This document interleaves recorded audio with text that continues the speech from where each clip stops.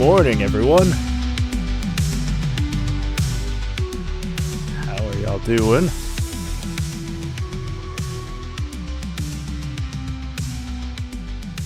Just gonna turn down the music just a little bit.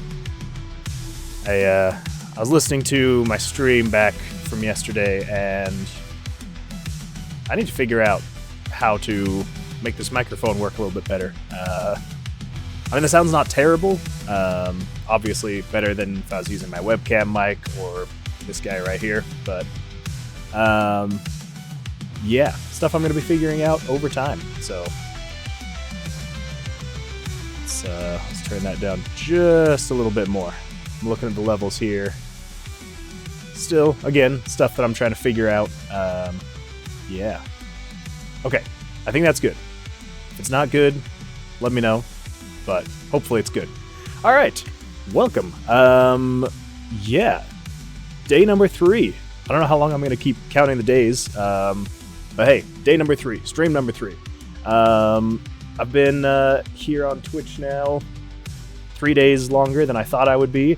But I discovered yesterday that, and I don't know why they wouldn't have talked about this when I first started signing up for YouTube. But apparently, you need 50 subscribers on YouTube to be able to go live. I don't know why. I kind of think it's stupid. But sorry, my phone just started going crazy there for a little bit. Yeah. So I've got my YouTube channel. So the plan is to eventually do live streams from there. So if you're here on Twitch and wanted to go subscribe, it's just at Moonwood Games on YouTube. Or if you're watching this VOD on YouTube later, because I'm going to be uploading these to YouTube after streaming on Twitch. So if you're watching on YouTube already, welcome. I hope that you'll subscribe. And if not, that's totally understandable. I completely get it. But yeah. If I try to go live, they're like, you need.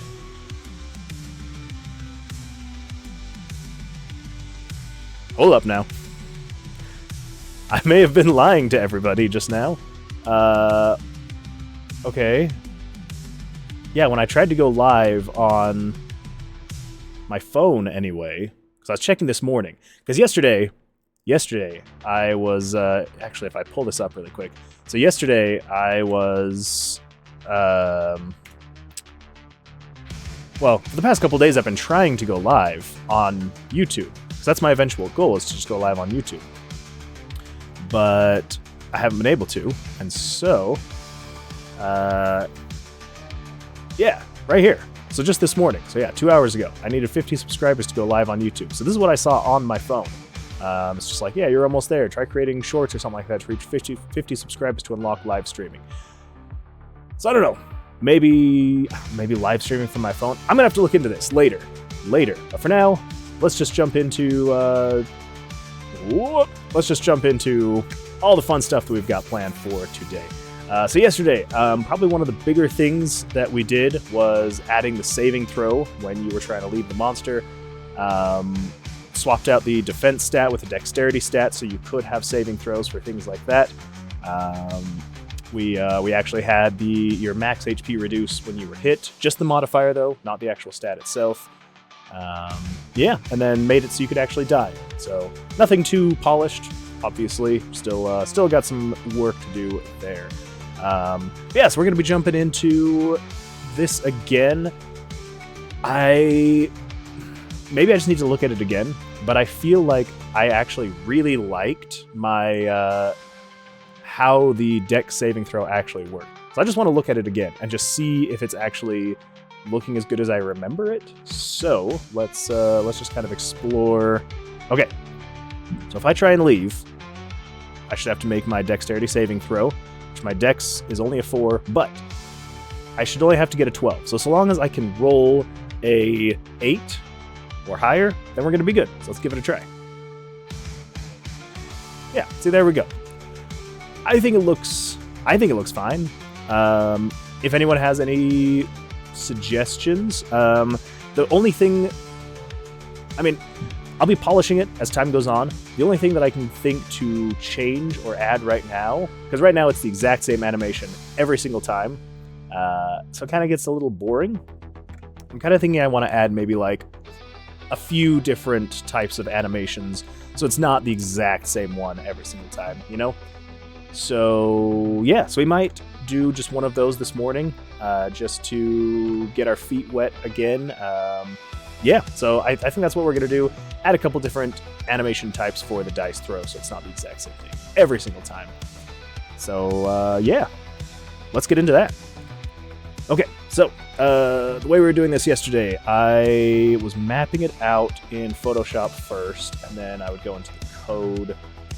So this is the dice roll. So I think if I just add a variable where it cycles through the animations, or maybe just randomizes through the animations, because then all we need is just this, because it's showing the dice. Shows it at that specific spot though. So unless we're going with the same spot every time, which is 512, 576. And where is 512, 576? There. Okay, so 512 and 576. So that's putting the dice like right around there, which is fine. I think having 2 extra lines, I guess 3 extra lines, because we're showing the dice, we're rotating the dice so that as it's rolling, it's actually spinning, and then turning on rolling dice, so I know that I'm rolling the dice, and then it's just moving the dice around the board and calling it good, and then that's the end of it. Then it stops rotating. So I think I can probably just go from here to there. That's all the code that I need, there to there. So let's do this. Let's create a variable. So we can find an empty spot. Saving, throw, random, anim. We will add...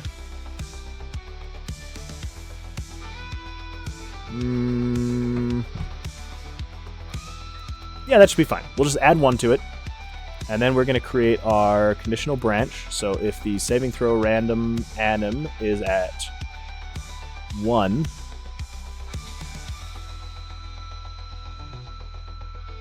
we're probably... yeah, we're going to want to go backwards from there. But that's beside the point.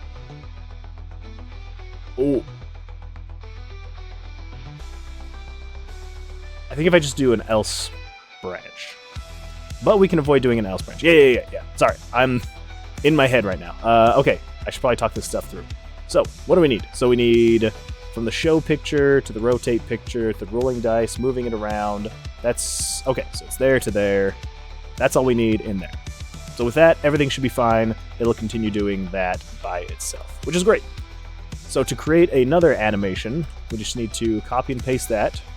So if you're equal to 2, oh, actually, no. We need to...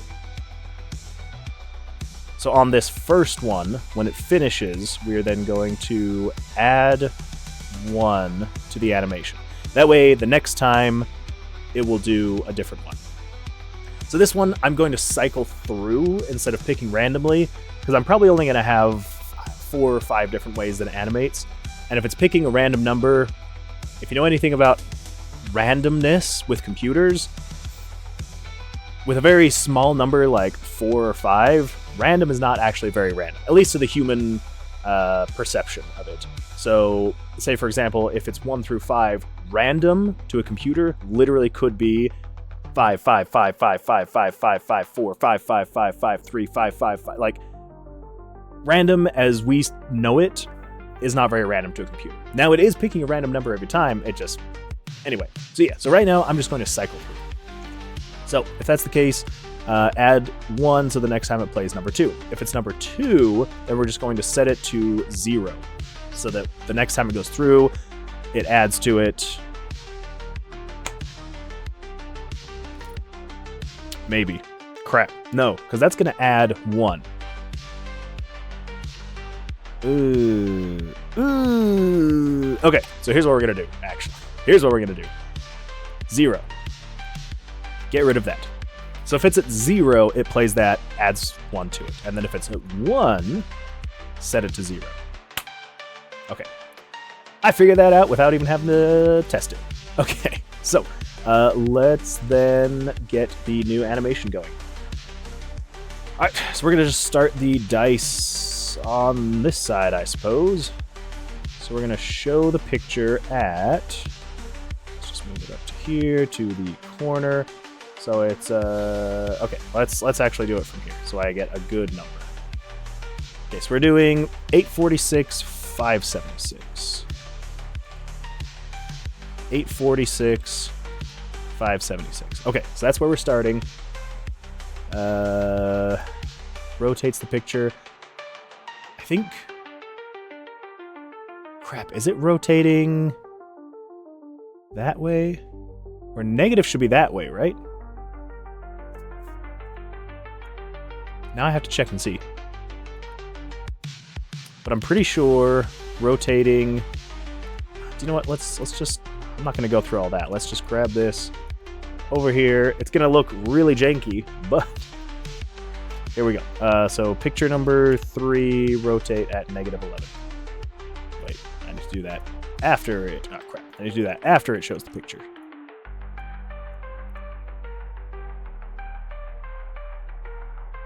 Okay, so yeah, so negative... That's really... Okay, so negative does rotate it that way. Okay, so that means in here, we want this to do -11. I'm going to do +11 on that first animation. That should be fine. Okay, so then we're rotating negatively. Okay, cool. So it shows the picture, rolling dice. So let's do...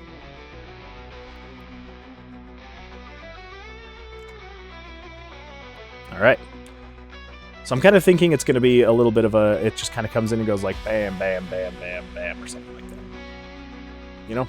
Up, down, up, down, up, down. Should be good. So, all we should need to do... So let's see... So basically, we're just going to add 100... So 100 and 320. Okay, let me just pull up a notepad really quick. 100 and 320. Now that is... Okay, so that's the amount of X and Y that we're moving. Okay, so that means if we're at 846 and 576... It's 576, right? Not 476? Now I'm starting to second guess myself. Let's just double check that really quick. Just want to make sure I'm starting in the right spot. 576, okay. I'm not crazy. I just thought I was going crazy. Okay, so if we move 320 and 100, it would put us there. So the X, that means we need to move the X to 746. And then this guy is going to be 256. Okay. We're going to move that in 10 frames. And then after that, we're doing... So... Yeah. So 746. You know, actually, let's just get rid of the rest of these. Because I'm literally just going from the next location. So we're subtracting another 100, so that's 600, and then we're going back to 576. This is 320. Let's set that to... We're going to make it slow down just a little bit each time it bounces. So then this guy is 546. How far can we move over? So that's 100. Let's move another 100. Another 100 would put us to where we are at now. 546. That should be fine. Yeah. Because then we will... Oh, come on, there we go.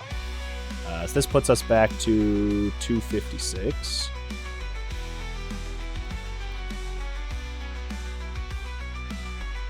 Okay.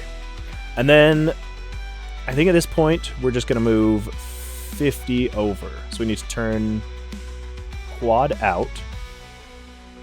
And then we're going to do 12 again, because we're only moving half. So let's do...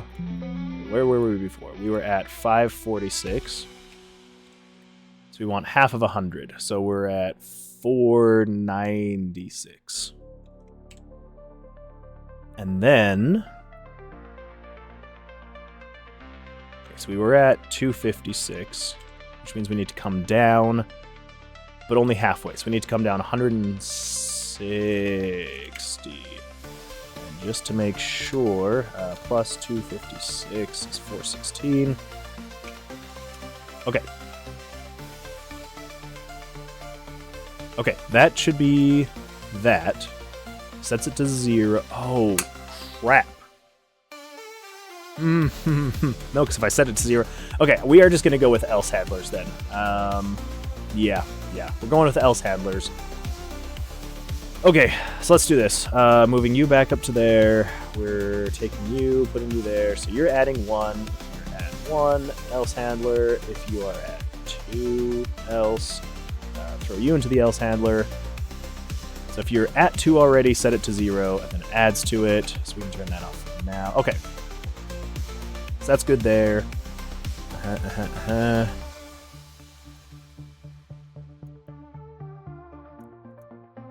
Okay, this is moving picture number... Well, no, that should be fine. So then we can add some wait time here so that we can adjust some stuff.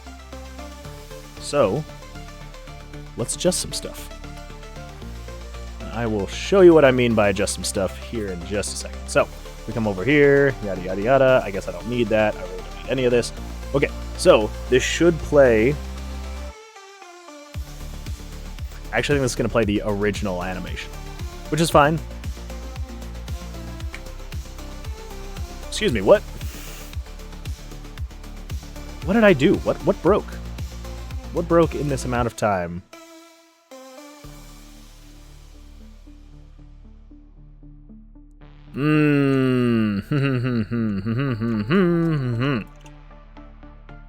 That's what broke. Although I am noticing...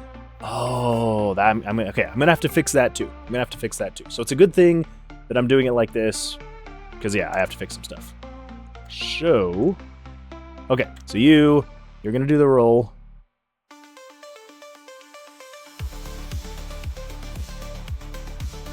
Okay, yeah.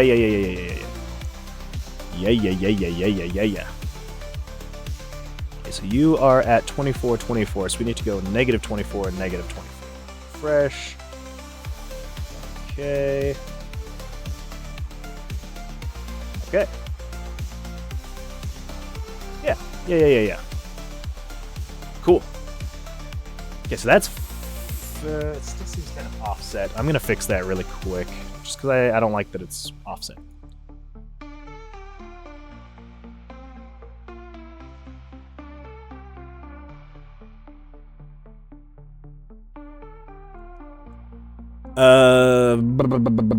You know what I'm realizing?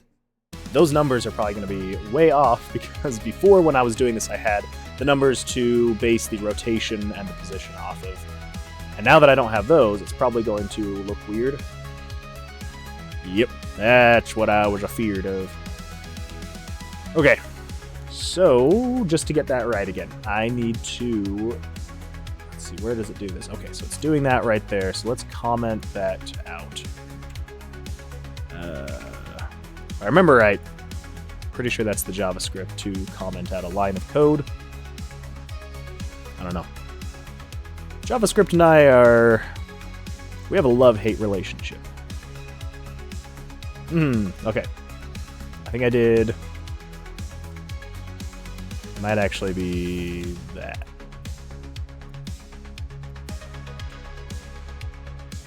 That's gotta be it.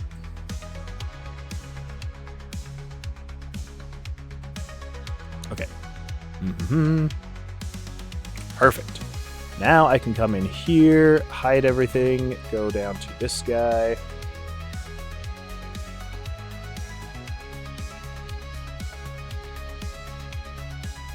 Okay. Okay. There we go. Whoops. Cancel. There we go. Okay. Now I can... Wait, no. I want to keep that there.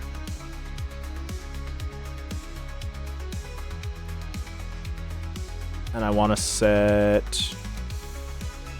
Add 2.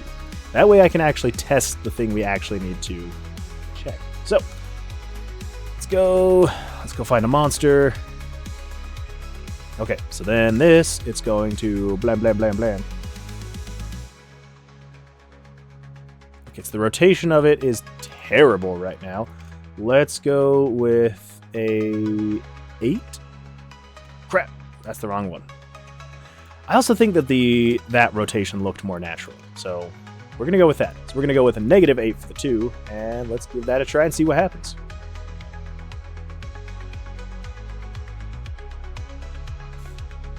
Okay.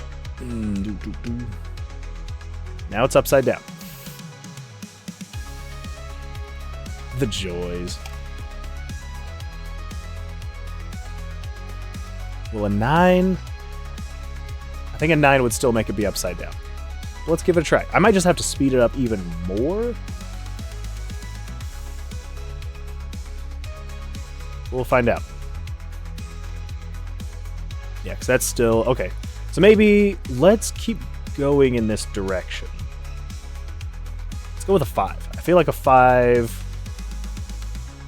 I don't know. I don't know what it's going to do, but we'll find out.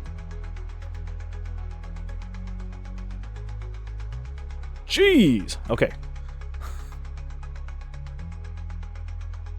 So it started rotating it too much the other way, which means we need to go back to a 6. Yes. Yes. I hope.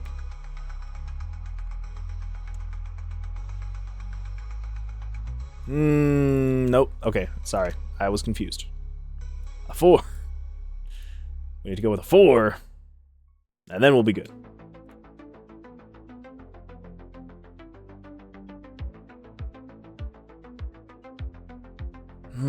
Still 3? Because, like, I'm fine if it's rotated slightly. I just don't want it to be at a 90-degree plus angle. And that's what it is right now, which is no bueno.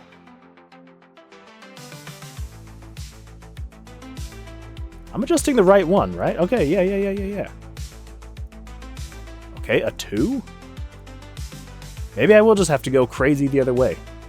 I didn't think I was going to have to, but maybe I will. There we go.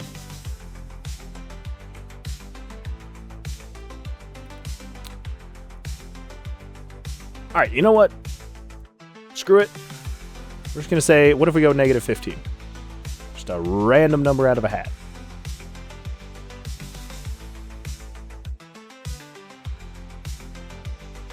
I think that looks good. There we go. We're good. We're good. Okay, now we need to not show those things. We need to show you. Okay, we're going to clone you.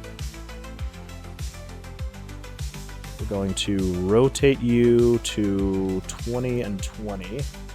Nope. 15, 15. 10, 10. 5, 5. 7, 7. Let's go with 8s. Okay.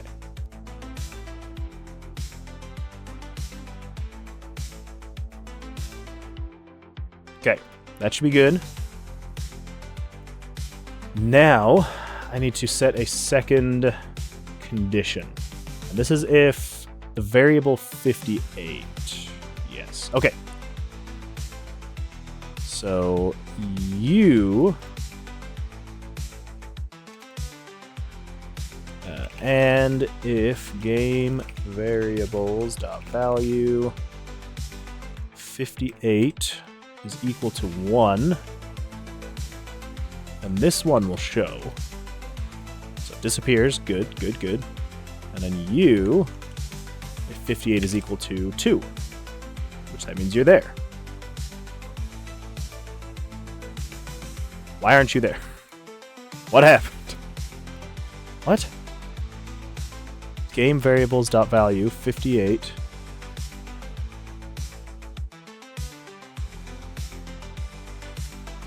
Huh. All right, let's refresh this.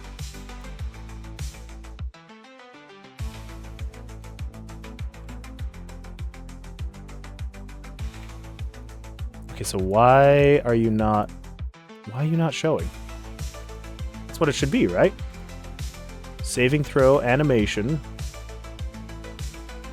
should be at 2. Okay, let's check this. Variable 58.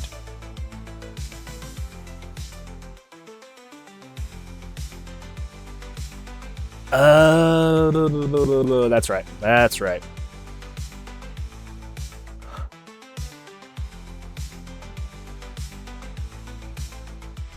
It's because of this. So we need to have this reset after all of this goes down. So let's just say conditional branch, if 58 is equal to 2, then set it to 0. Take care of that then. Okay, and then let's get rid of this commented out code so we can actually see it. So, if that's correct, then we should just be able to do add 1. If you're 1, do that. If you're 2, do that. If you're 2, set it to that. And then we'll get rid of this waiting time. Okay, let's take a look. So we should be good now. So in here, if we move, it should play the first animation, the original one.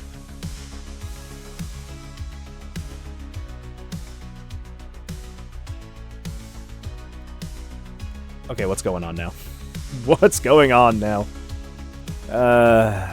What did I break?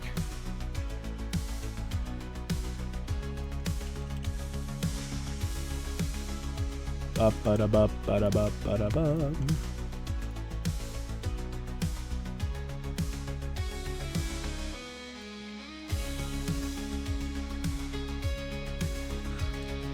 Well, no, because what I was seeing was the rotation of the number was wrong, which is weird. Did I change the rotation of that dice?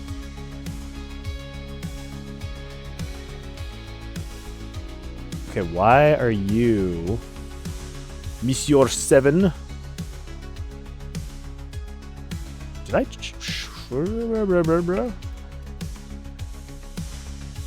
didn't think that I had changed the rotation of it. Maybe I did.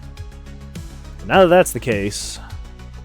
Okay, so 1, rotate picture, 97 at -11. Okay, whatever. Oh, I did, because I went with +11, and then... Okay, alright, I see you, Okay. Now I can come in here, check this out, blam, blam, blam. Okay, so that looks fine. So then let's do, let's get code back. Okay, save it. Okay, so I should now be able to, crap. I also need to get rid of these wait times because I want to actually test how it works. So, I also think there might be another issue that I'm going to run into, but let's see if it actually happens.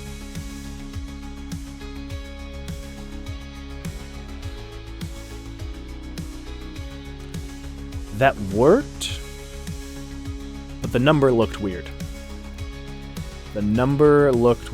So I need to fix that. Need to fix it. For some reason, so 20 pixels is what I'm going with for the font size for everything. So I don't get why when I'm doing 20, that number seems smaller. Yeah, something weird's going on there. No, I don't want to clone you. Loading, delete. Okay. So if I come here to 9, just hide everything else. Crap. Beta testing is a nightmare. comment out that code again. So I want to make sure that I'm getting the right size looking fonts for it all. So here we go. Doo-ba-doo, doo-ba-doo. Try and escape. Blam, blam, blam. There we go. Okay, so it does look weird. There's a weird intersect there. Okay, so what if I go with like 22? Is that going to be too big? That looks too big. 21?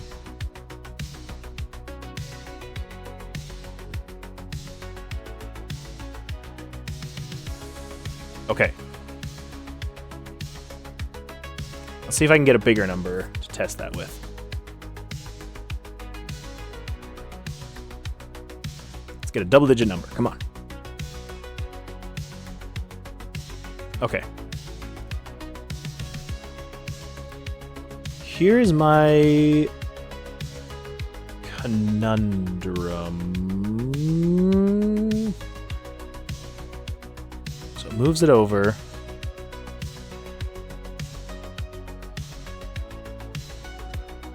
Ah. Oh, I am so stupid. I am so stupid. Why am I this way? Why am I this way? No wonder the frickin' font looked slightly larger than it should have been. The image is slightly larger than it should have been because it's supposed to kind of... It's supposed to pulse. It's supposed to... I am so stupid. But I wasn't playing the actual pulse part. It made it bigger, and then it wasn't going back down.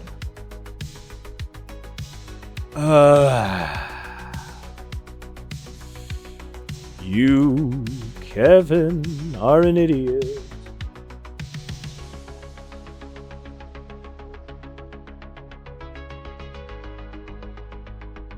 This I know, this I know. Okay. That's fine now. Okay, let's get rid of the weights. We're still going to keep that. No. No, no, no, no, no, no, no, no. We still need the weights. Because I still need to test the second one. Because I believe I also set that number not based on the actual dice pulsing. Fun times.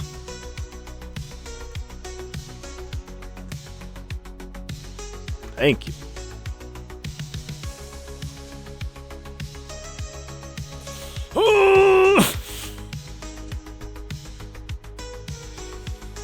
Crap. Crap, crap, crap, crap, crap.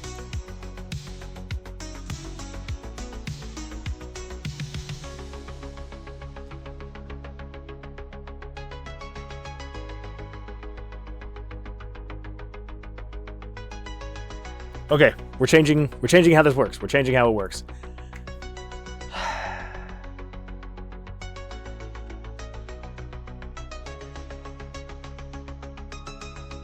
Yep. Changing how it works. Okay. So here's the issue. So these are animating the dice in different ways, right? This one's doing the whole do-do-do-do. This one's doing the up, down, up, down, up, down.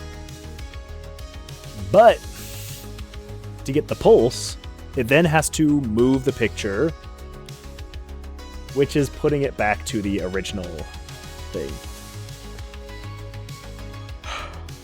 Okay, here's what we can do. Here's what we can do.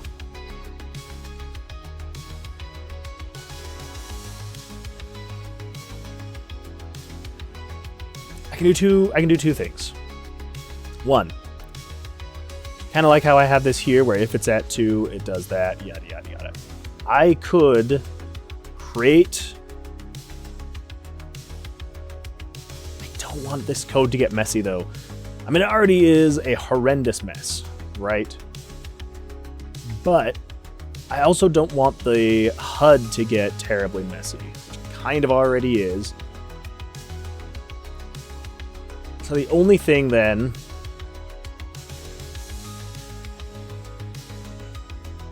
Okay, yeah. So I think what we're going to do is... we are going to have the dice end in the same spot every time. So basically, here's what we're going to do. Here's what we're going to do.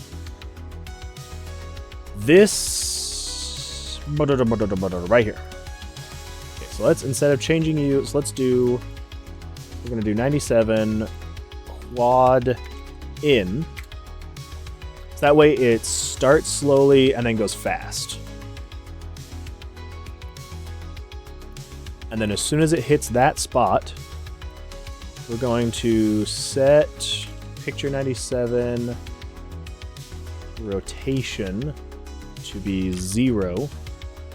Change that dice, do the normal animation, bada bing, bada boom, you're good.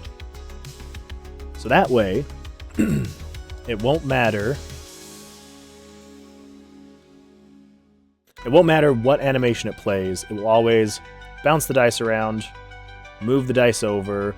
It's not setting the rotation properly for some reason, but I will diagnose that. We'll figure that out. So we can delete this.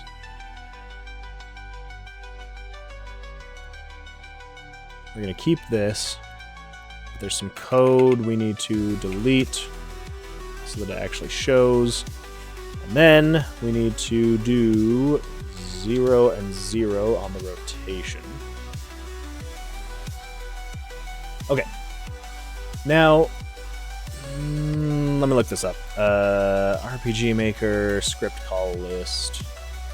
I need to find rotate picture. That's just...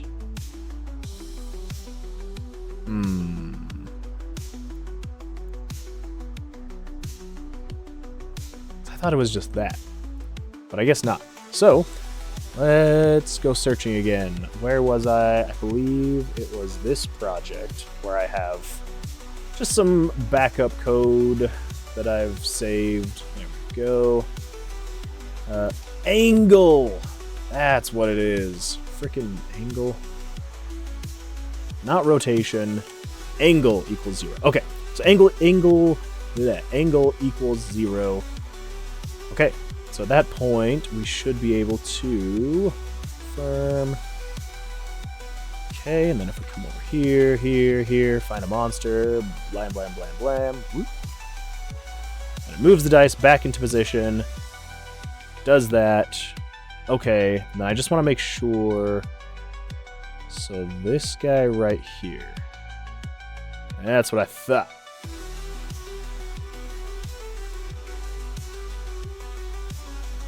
I don't know why it's not perfectly centered. Shouldn't it be perfectly centered? Why isn't it perfectly centered? 640. Alright. Well. That is just how it is and is meant to be. So, I shouldn't need to worry about that anymore. So now it should just be, I will add 1 to you. So the only thing... I'm going to have to change the first animation, because now the first animation is going to look a little funny, because it was meant to end near the center. So let's do this. Okay,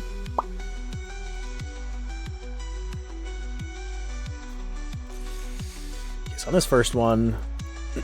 So it's moving it as close to 640 by 416, which is where it's supposed to be. So maybe it just goes past that by just a bit. Maybe. Yeah, what if it just goes past that a bit? Okay, so let's do some calculations. So you were at 800 minus 640. Which is 160. So we need to move another 160 frames. So I want to keep going in the same trajectory. Another 160 would be 800. But no, we want to go. We're going that way. Going that way. So it would be 480. Okay. And then we've got 576 minus 416. Of course, it's in the same trajectory. Of course, why wouldn't I think of that? So 416 minus 160 would be 256. 256. Okay, so that should move it past the center point, and then it'll snap back. I think that'll just make it look a little bit more natural without having to completely redo the whole first animation. We'll see. We'll see what happens.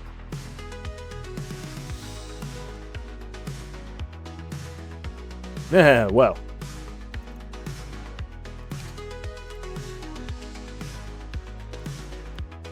If I'm doubling the amount of distance it's going, I need to double the amount of time it takes to get there.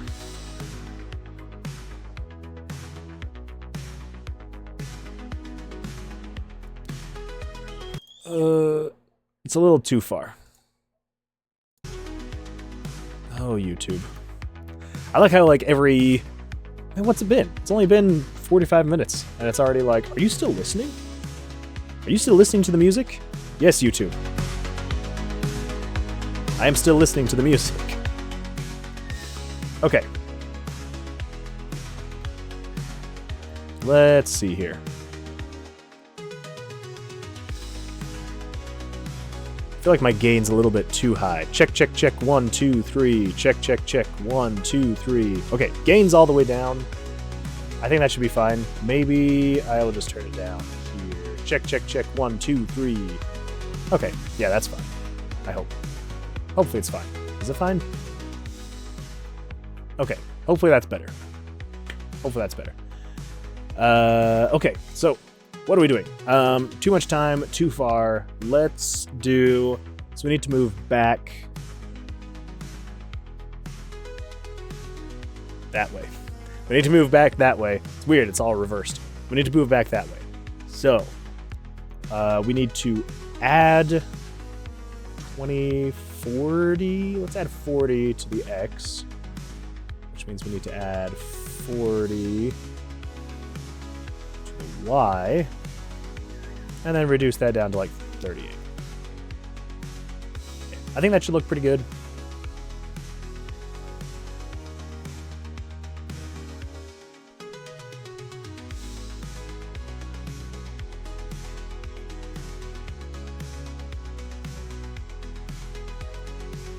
Yeah. I am, though... I'm going to reduce that even more. Because it seems like it just moves too slowly into its place, you know?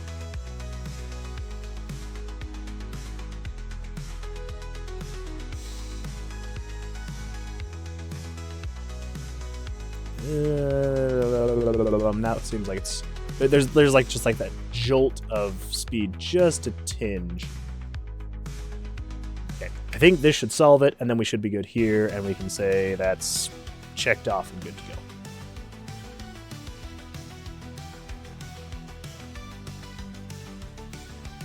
Okay. I'm also thinking, just to help it out just a little bit, we're going to reduce the rotation speed just a touch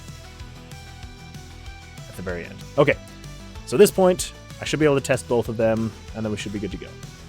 So, blam, blam, blam, blam. Whoop. Got hit. That's okay.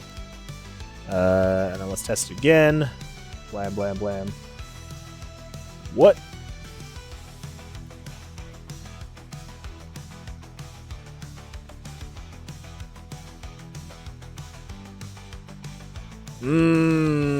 Okay. So I can cut you, put you there. Okay, okay. Sorry, I did not change the smoothing of the picture, so it was still moving at a quadric style instead of linear. So bam, bam, bam, bam. Okay. If we try it again.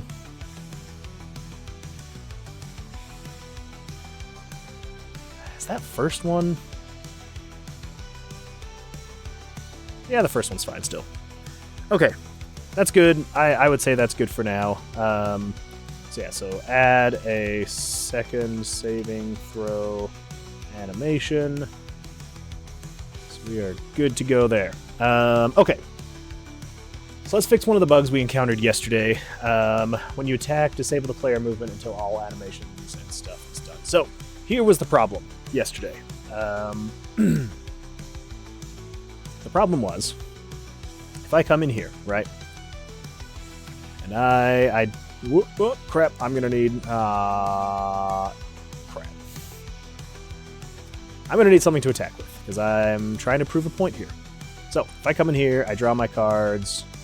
Okay, so if I try and attack, I can then just leave the room. Yeah, so I'm trying to, okay. So there's the problem. I'm trying to leave the room while attacking, and it then throws up the dexterity saving throw. This issue I found was even before the dexterity saving throw, so I was able to just leave the room while it's attacking. Super buggy. So we want to not be able to move while attacking. So over here, nope, that right here. So you've got the draw button.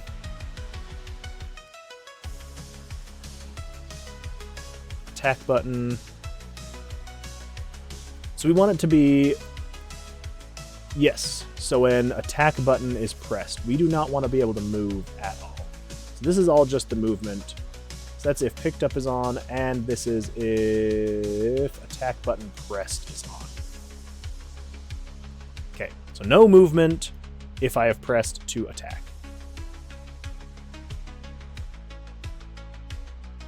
Crap. Keep forgetting to pick that up. And some vitality. Sweet. Okay, so if I draw, I can just leave, right? Does its thing. But I'm able to leave. I do keep my hand, though, which do I want?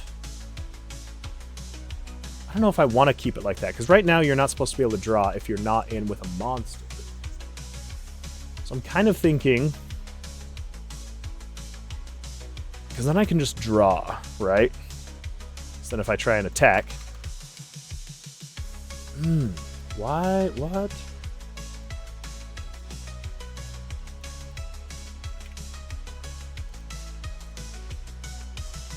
That's if saving throw is on, but it's not supposed to turn on saving throw unless you're trying to move, but you shouldn't be able to move if attack button pressed is on. So what's going on there? So it turns on.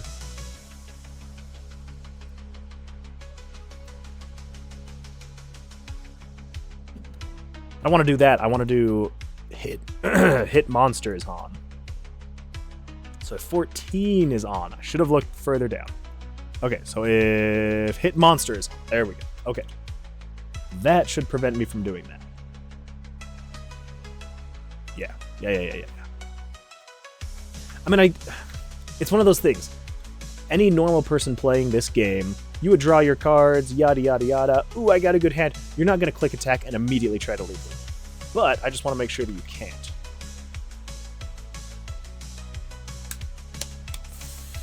Why are you still allowing me to do that?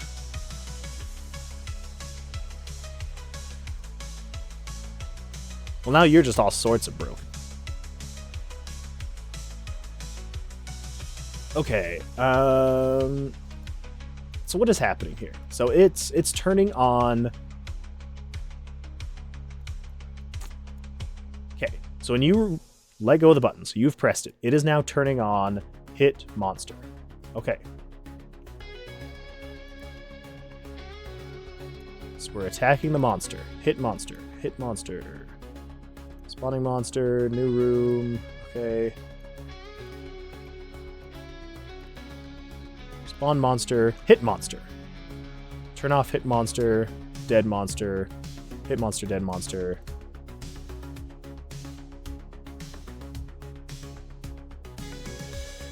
Okay, so maybe hit monster is not a good one to use, because it's literally just doing 3, 6, 9, 12 frames before it's turning off.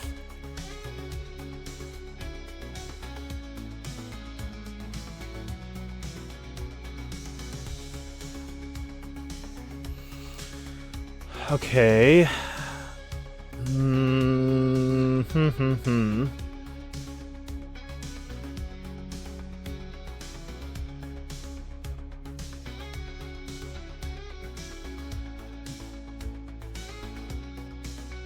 I just need to make it wait longer.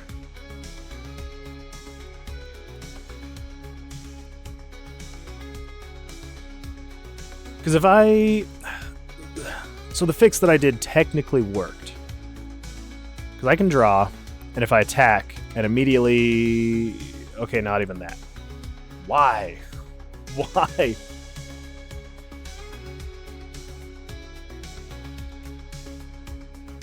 Okay, shouldn't 14 be on right now? Why is 14 not on right now? Oh my gosh.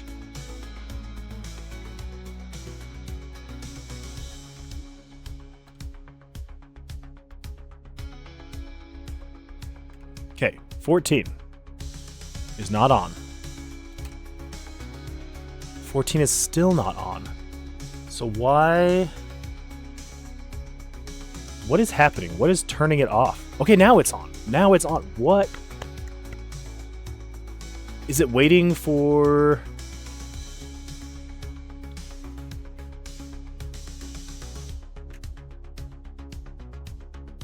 I think it's literally just waiting for... Okay, so attack button. You press attack. Touch input is pressed.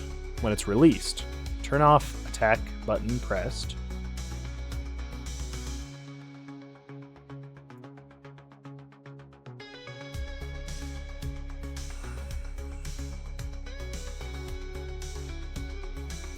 Okay, there's...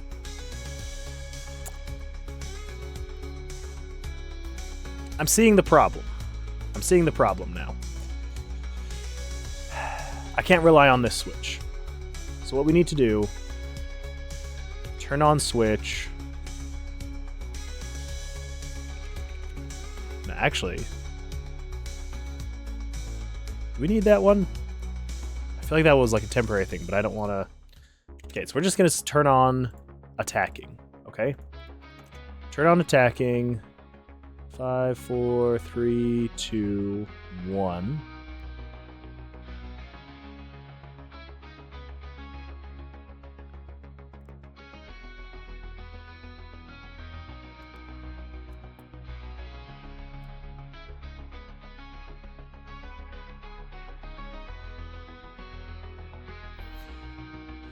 Okay, so it moves the picture, turn on hit monster. If monster's HP is greater than or equal to 0, less than or equal to 0, set it to that, turn on dead monster.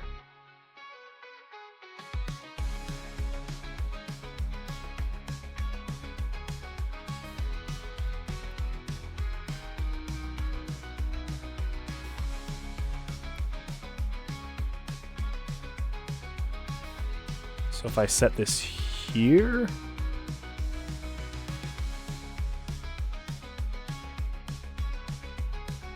What is this? Blackjack equals 1, card total equals 0, erasing the pictures. I think this is just the end of it. So if I turn off attacking there. Yes. So then this, we're going to base it off of attacking, not hit monster. I believe that should do it now. If we come over here, so if I draw, then I attack, and I'm trying to leave, I can't leave, but then I could leave then. Okay, that's fine, because again, no one's really going to be mashing the button to leave. Draw.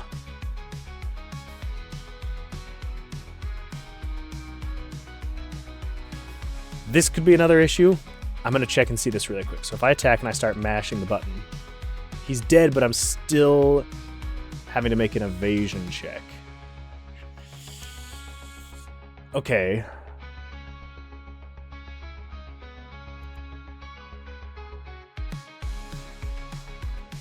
Saving throw.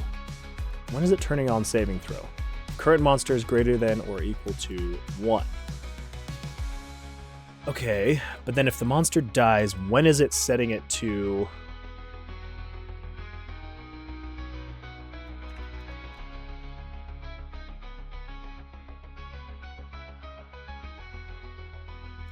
So what if we do picked up, it won't turn on, attacking, it won't turn on, and dead monster.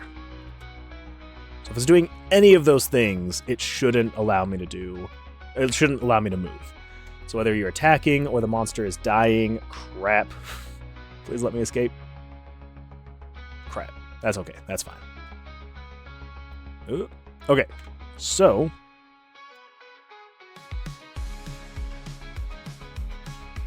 yeah. So let's just mash the key.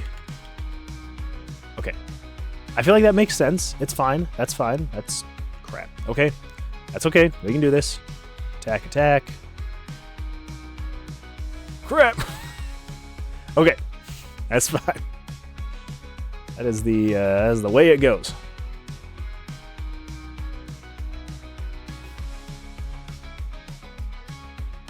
Okay. So let's just kill this guy, and then we're going to see, because I should be able to mash the key. Okay, good. He drops the item, I leave. Okay, that's good to go. Whew. Oh, it had me worried for a second. I was like, is this something I can fix? But I can, and I did. It's fixed. And then if I try to leave, not good. Okay, so the next thing that I wanted to... Okay, so yeah, so when you attack, disable player movement until all animation stuff's done. Okay. Make it so if you fail your evasion check, you don't leave the room, you just get hurt. Yes.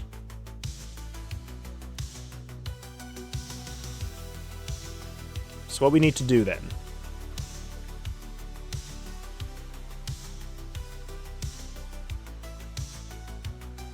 Okay, so if player dex mod, turn on player being damaged.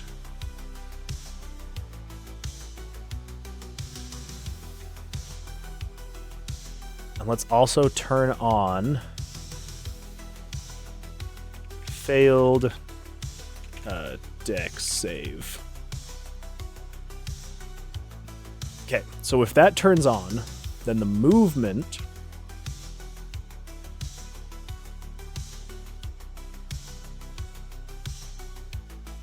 Okay, so it breaks it. So it breaks the loop, goes here. And then what we need to do is a conditional branch. If failed dex save is on, then you are going to exit event processing. I believe that should be enough. So it breaks the loop. There we go. Breaks the loop. There we go. And breaks the loop. There we go. I also just remembered we need to turn off failed, because it already checked to see, it knows that it failed, so it can turn that off and then just exit the event processing. Okay. So, with that, let's play.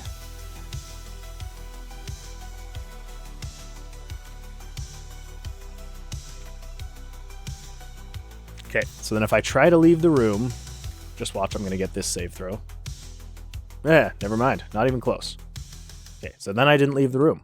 So let's try it again. Can leave the room. Sweet. So if I try to leave, if I get it, then I leave. But if I fail,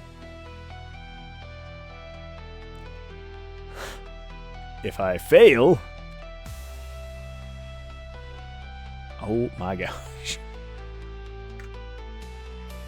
Yeah, that makes sense. If I fail, there we go.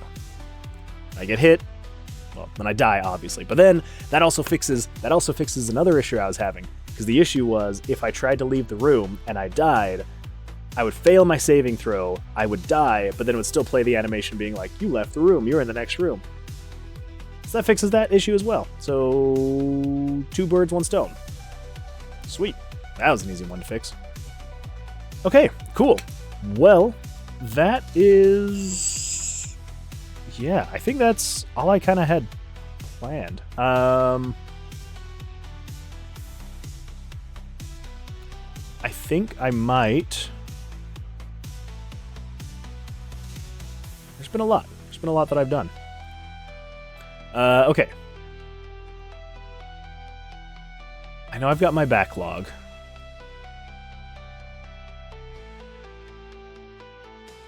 I'm trying to think what else I might do.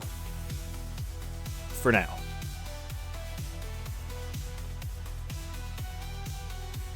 Made light work of that guy.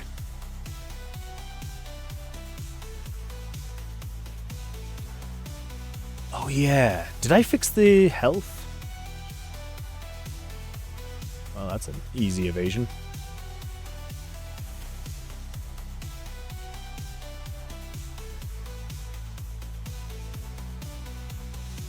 Okay, yeah. So I try it again. Of course.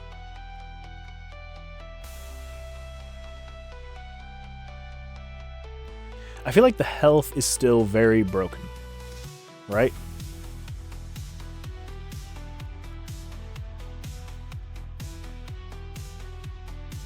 Because right now, you've got my HP. My max HP is also 3. But if I get hit...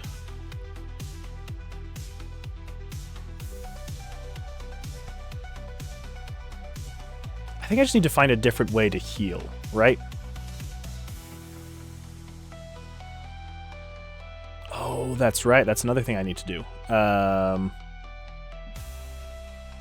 Have the drawn cards clear if you leave a room. Yeah, I do need to make it so that if you leave the room, your drawn cards actually get discarded. Okay, come on. Just let me test this. Thank you. Okay. So it gets rid of that. It still is so...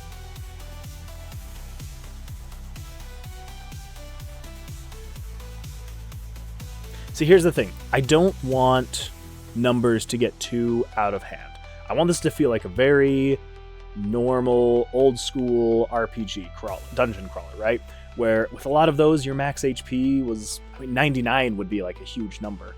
And so I don't want it to be like, oh, your health is 5,320, whatever. Monsters are doing hundreds of damage. I don't want it to get to that, because I want it to be very basic skills and stats that you're managing. I also don't want it to get to the point, because obviously when working with D20s, that 20 is what you got. You got 20.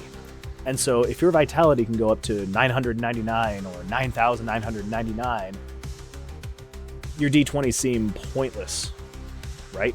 So I'm thinking that, you know, if 99 is the highest your vitality can go, even that's going to make your health go a little crazy. So I don't know. Because right now the health is based off of your vitality times 2. And then each dice you have increases it.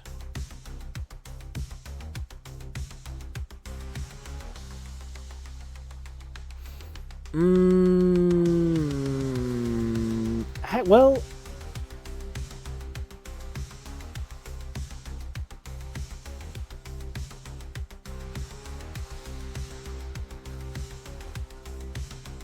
we could think of it in terms of a shield. I mean, I know that I've kind of already talked about this before, where... Here, let's just kill this guy. I also don't know why. Why was the HUD so broken? Oh, that's why. Okay, that's another thing I need to add. Bring back HUD elements if you fail an evasion. Yeah, because right now it's hiding the HUD elements, but it's not actually bringing them back when you fail your skill check.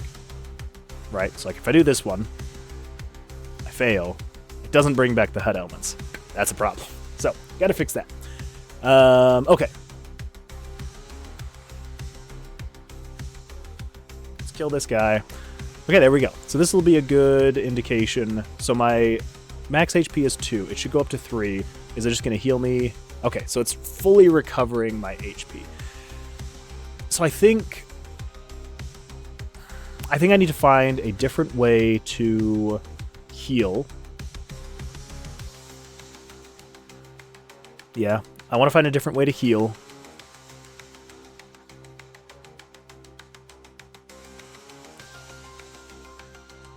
And the way that the modifier is kind of just a shield is a little weird. It's a little weird, but I feel like I can make it work.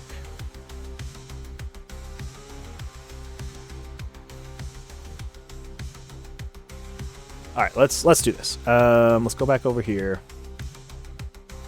Make vitality mod not fully heal player.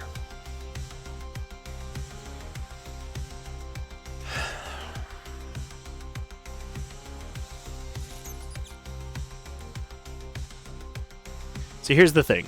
I don't want you to mod out all your different stats super quickly, which is why I made it so that you have to get matching numbers and mods. So you have to get a 2-2 to make a 3, a 3-3 to make a 4, so on and so forth. I originally had it to where you could, so long as they were the same color, you could merge any of the modifiers. That was also back when I had D6s instead of D20s. I also was going with every single one of those. Like, you didn't have stats, it was just the modifiers. The modifiers were the stats at the time. And every time you did anything, so like if you attacked, it subtracted it by 1. So I wanted to feel a little bit more fair, but with the D20s, I want it... Yeah, I think I'm going to have to think about this off stream. And just see what I can do. But for now, yeah, I think that's good for now. So I know for testing purposes, it's fine if it fully heals me, whatever. Because isn't it over here? Player damage. No, it's when I... Dice move. Excuse me.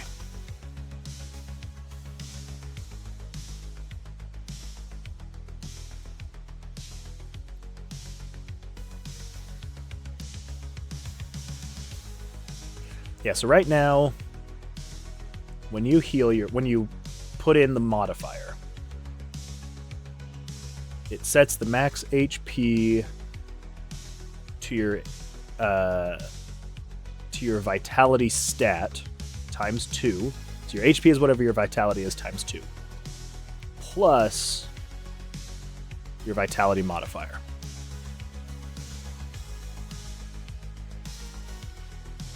But then when a monster attacks, they're hitting your modifier instead of your HP.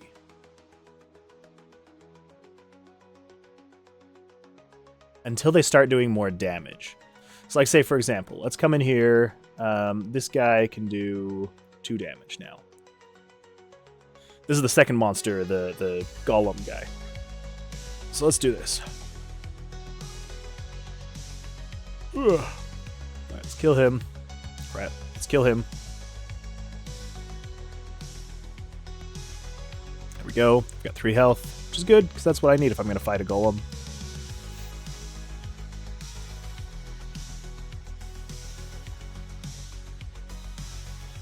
Alright, come on, golem. Where are you? Of course. Of course I'm going to keep finding these guys. There we go. Okay. So if he attacks me, it's going to reduce my vitality modifier by 1, and it's going to do 2 damage to me. So that means my max HP should then be 3, and my health should be 2, so my health bar should be like right there-ish. So if I draw again. Wow. Draw again. Yes. So maybe it will make sense once monsters are not doing so little damage. right? I think so. I think that is the case. Yeah, that should be fine. Okay, so if that is the case, then let's come over here. Is this where I have it? Right in here? Yes. Okay, so I want to... See, here's the thing. There are some stats that I'm like, we need... They can't be 0, right? So your vitality can't be 0. Your attack can't be 0. And so part of me is like, do I...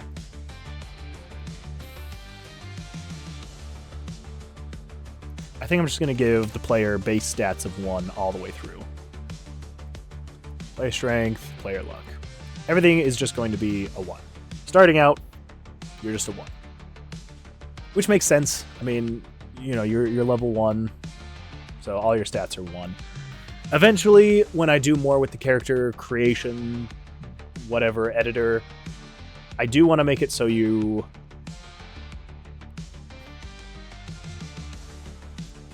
I want to make it so you're rolling for stats, but I don't want it to be where you are...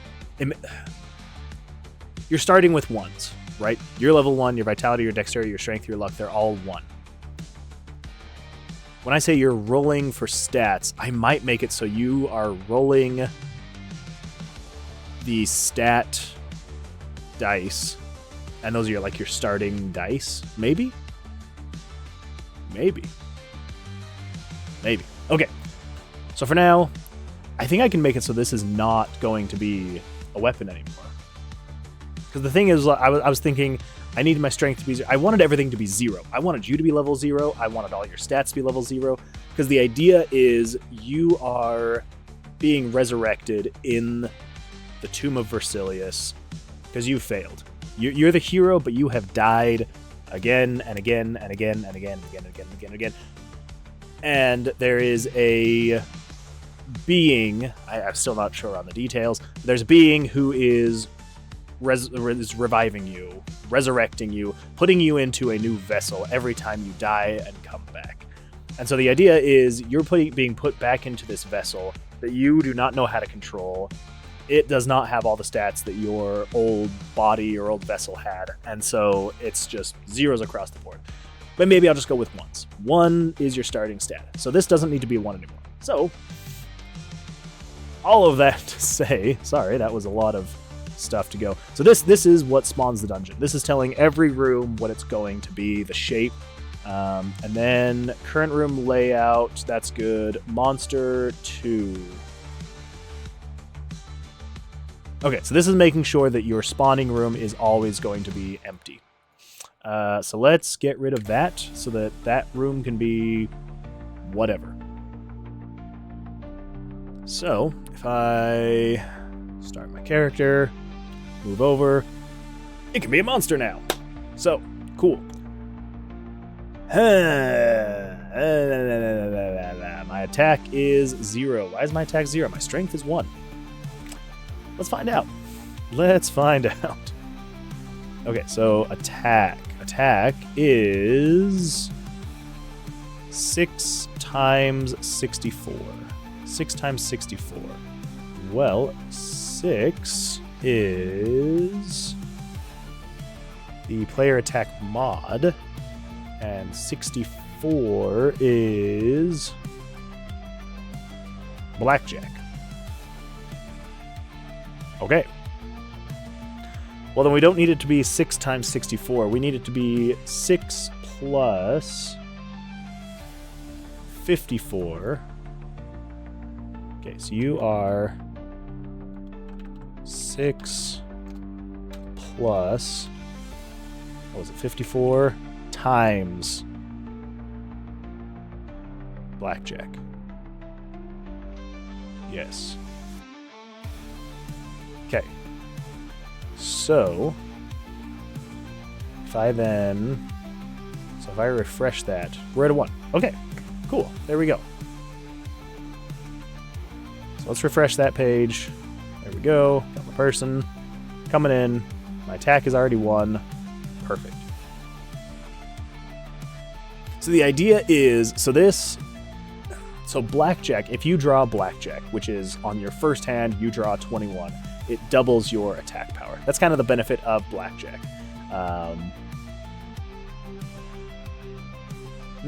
Crap. Okay, I did not do any damage, so let's see what's going on there. Attack. Power, so attack, okay. How are we attacking the monster? Is it... Actually, I'm just going to check this really quick. Is it player damage, monster, animation? Hit monster. This is just the animation then, yeah?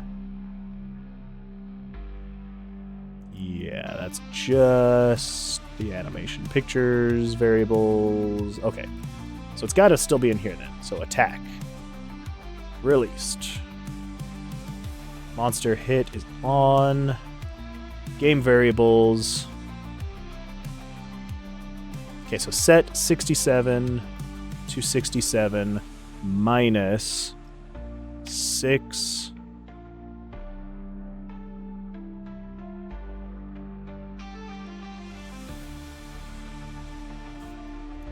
So we're going to need another one of these. We're doing 6 plus 54. Okay, so you're doing the strength modifier plus your strength stat times Blackjack. I believe that should be right. So let's just replace these. This is all just based on how many cards you've drawn. That should be 6. Okay. Let's give that a try. So we should now... So our attack is 1. So if we draw, we attack 1... What do you mean? What do you mean? I believe the issue now... So you're... Well, let's count them. 1 open, 2, 1, 2, 3, 4, 5, 4, 5, 6, 5, 4, 5, 4, 3, 2, 1. Should I actually add... Maybe I don't need this.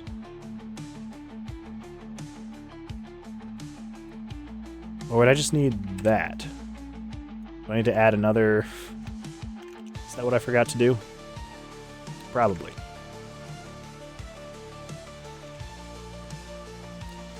This does mean I'm going to have to go through and do some testing on the damage just to make sure, because, again, JavaScript and I, we do not have a good... We've got a love-hate relationship. I love it when it works. I just hate my life when it doesn't. Okay, so we need to test without one of you. We need to test with one of you. So let's remember... Okay, so draw. So this should do 1 damage per card. Okay, which it does. Perfect. So then if we come over here and we pick this up, this should now be doing 2 damage. The attack is 2. This should now be doing 2 damage per card.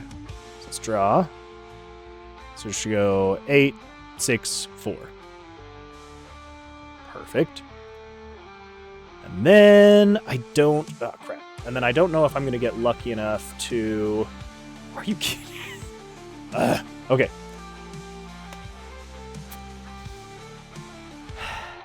Forgot that I increased his attack to do more. Okay, so I've already tested this. This is working. Yada, yada, yada. Die, rebel scum.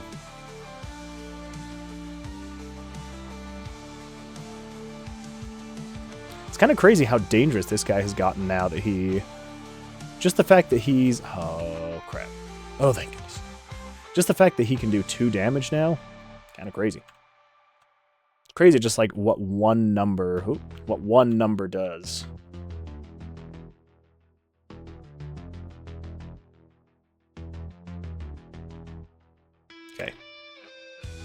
I thank you.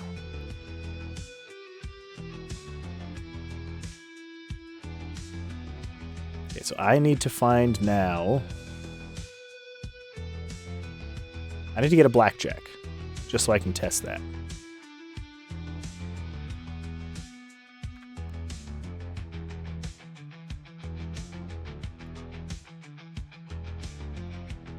And just watch. Now that I need a blackjack, I will not get a blackjack. That is just not going to happen. I mean, as long as those first two worked, this should work. Like, it's literally just taking those numbers and multiplying it by whatever the blackjack is. And if there's blackjack, which it then adds, it's either 1 or 2, it's then multiplying that, and then you're good to go.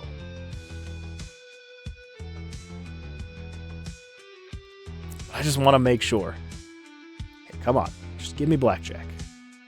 I know you want to.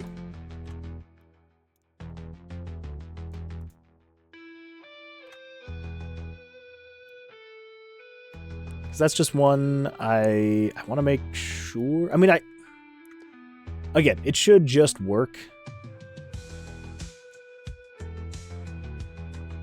That's going to make it even more difficult. I don't know why I picked up that one.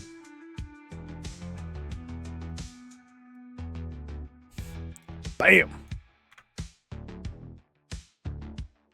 Oh, wait. There we go. I'm even more dexterous.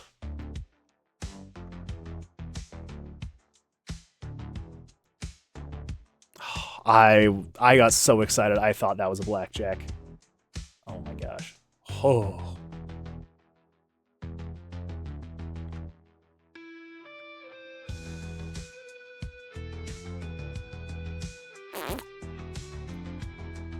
Come on. Give me blackjack.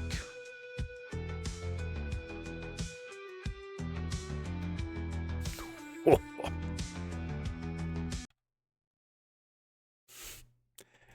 YouTube. Yes, I'm still watching. Maybe I just need to download these songs so I'm not trying to stream them off of YouTube.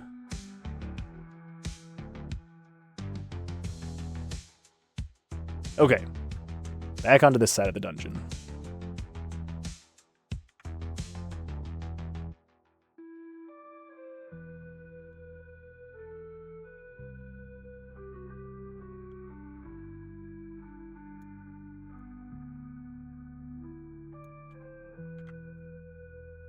Cool. Well, no blackjack. Dungeon is clear, but it should be fine. It should be fine. So I think that should be good. So I was working on, I just want to make sure, have the cards, have the drawn cards clear if you leave a room, no. Bring back HUD elements if you fail an evasion check, no. Make vitality mod, not fully hero player. What was I working on? What was I trying to what was I trying to fix just now? The attack.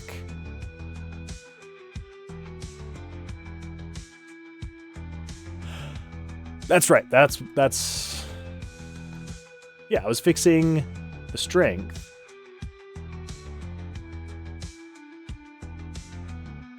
Yes, I was trying to fix it because the strength, that's right. Because I made it so that you could attack without having the modifier, but the strength, because I hadn't ever actually had that strength stat, I never took into account you actually having a strength stat. It was just the strength modifier that I was working off of. So I had to make it so that this was taking into account the actual strength stat, and the monster attacks were actually taking into account the monster strength stat. That's what I was doing. Now I remember. Okay. Okay, perfect. Yeah, well, I think that might be all I'm going to do here for the day. I might just make it a short stream today. Why did I just try to leave? He was at half health.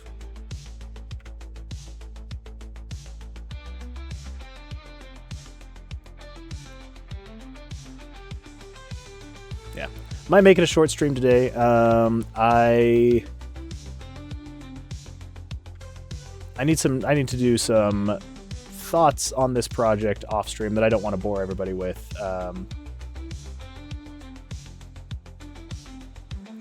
It is feeling pretty satisfying, though. I am actually, even though it's the exact same dungeon again and again, which I do need to add another dungeon.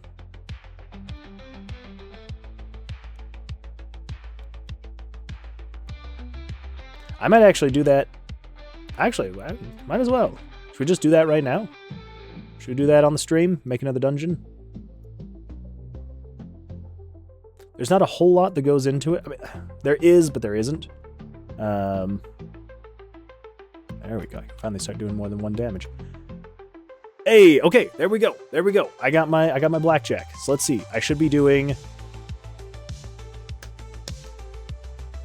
What do you mean you're gonna do 3 damage? What do you mean you're gonna do 3 damage? You're supposed to be doing 4. That might just be. It might just be what it's showing, though. It might just be that. So let's come over here. Attack. Okay.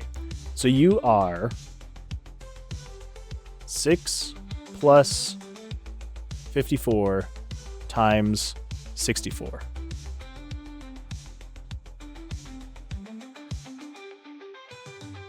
Six, 54, 64.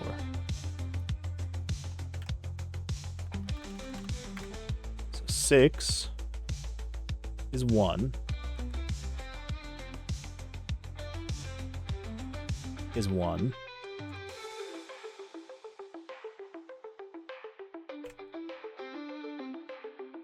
Okay, I think maybe the issue. Alright, let's just copy that for now. So I think what I need to do is I need to do U plus U. Aha! Yes, I was right. Freaking JavaScript, man. Love-hate relationship, 100%. Okay, so that means I need to paste that, refresh that. Okay, so if I do that, okay, so I should be able to hit with 1 card and he should die. Yeah! Oh yeah! Okay, I'm actually feeling a lot better now. I was kind of feeling like maybe these things maybe it's not working so great, but I feel good now. Oh, of course. I feel good now. And then the game's going to put me in my place. Okay. So I think what we're going to do now. Actually, let's just because I want to keep track of everything I've done. Did I write down? Okay, so I added a second saving throw. When you attack. Okay, so then the next thing is fix strength stat to actually show / work with strength mod. Okay, fix that. Add a second floor. Okay, let's add another floor. Shall we? I need to fix that. So right now, so I've got my OBS up here on my second screen, and instead of looking at the camera, I keep looking up at myself because I'm like, I need to make sure that I look okay. Am I in frame? Is everything all right? And then I keep looking at myself, and it's like, that is not how you talk to people. You look them in the eye. You're right here. So I apologize. I'm going to fix that. I'm going to work on that. Again, new to this whole thing, so we'll get there. Okay, so adding a second floor. I'm going to want to assume it should be easy because in my mind it sounds easy. I don't know if it's actually going to be easy though. So over here in the right section, I know you can't really see this. So let's see, right section, map, floor 1. That's the Fog of War player, the rooms. Okay, so let's hide the player, the rooms. We've got map 1. Yes. Oh. Okay, that's how I have it. Okay, so we got full map 1. Okay, so map 1. So if I just do that, it'll just show all of the possible rooms. Cool. So then let's do map 2. So let's do layout. Okay, so general idea is, let's switch over to pencil. We're on 4, yeah. Okay, so general idea is what I can do is I will draw out. So let's say, okay, the player's going to start here. This is the player starting area. Okay, yeah, you can see that. Okay, yes, player starting area is there. And then what I can do is I will just draw out the path that the player can go. So we're going to have a way you can just go up a whole bunch, and then it'll stop, come over there, stop there. From here, you can branch off over this way and go down this way. Come over here, there.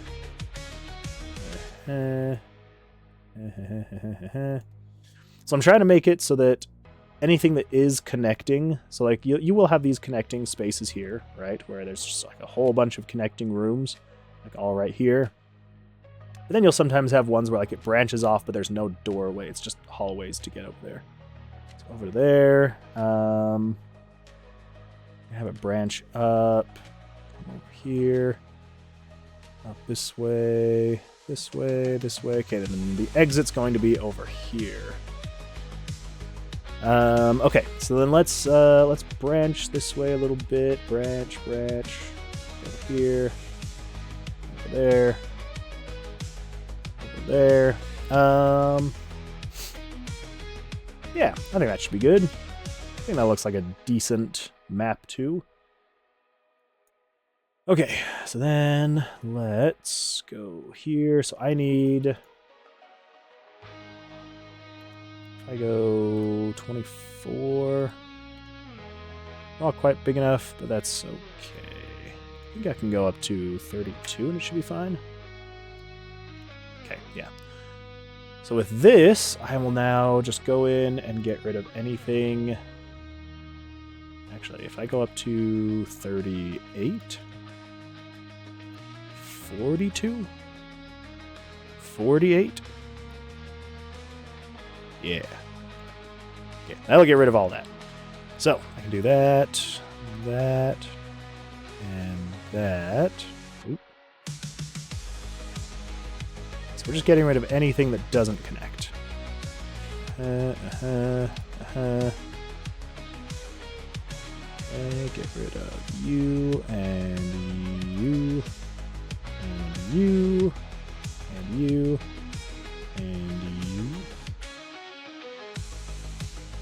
Let's crank the music for this.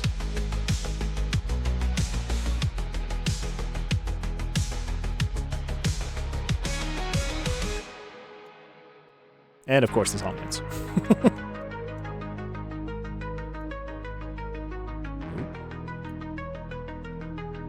Crap.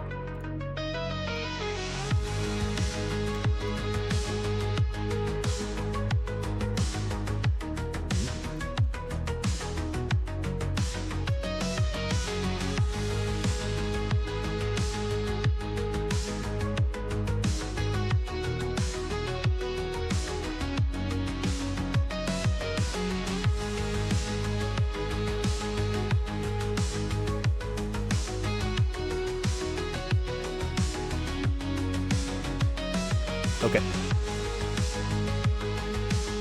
Okay, so that's what that's going to look like. Now, the next thing is following the layout and getting rid of things like that. Because I don't want you to be able to go through there. So nothing there.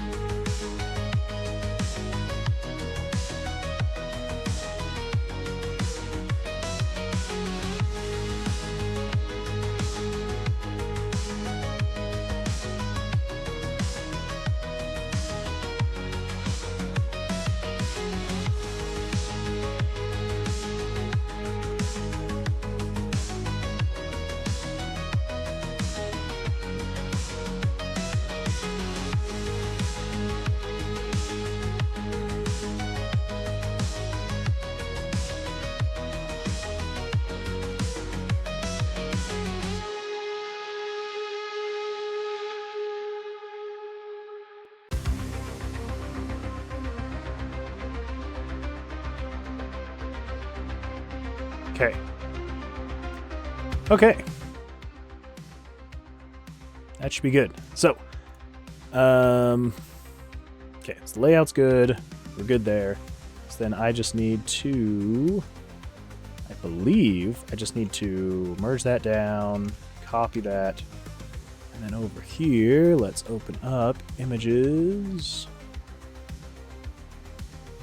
pictures, and find, I believe it was just called map. Map, okay, yeah, map. So that's map 001. So then you just need to go there. Let's fill all that in. Okay. Yeah, there we go. It's a few more rooms. It's branching. I don't know if I'd say it's necessarily an exciting looking layout, but hey. The idea is that I will have, because here's the problem. I've tried. I'm not saying that I can't. I just have tried to do random generation of dungeons where there is a point A and a point B, and there has to be a bridge between those two. I haven't gotten it to work yet. Again, RPG Maker is not great at stuff like that. So we'll see if one day I can eventually implement an actual random dungeon generator, but for now, the plan is to just have so many handmade dungeon layouts that it just randomly picks from, because the shape of the dungeon is not necessarily what will cause the difficulty, right? It's what's inside the dungeons. So the shapes can be whatever. So whether I have 50, 100, 1,000 different dungeon layouts is irrelevant. What's going to matter is what's inside of them. So, yeah, so that's the plan, is to just have it so that I have enough so that it feels random. You're going to run into the same dungeons, the same layouts. It's bound to happen. Are you going to remember them? Maybe, maybe not. The other thing that I can do as well is I can hand pick where you start. So even though it's going to be the same dungeon layout, there's not going to be the same start and end location. For now, I am just setting it up so that it's the same start and end location, but eventually I can make it so that it's not. Anyway, that's just kind of where we're at. Okay, so let's come over here. Eesh, gotta tab through too many things. Over here. Okay. Okay. So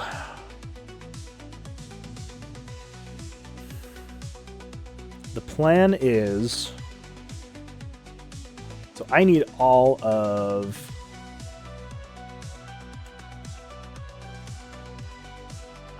that.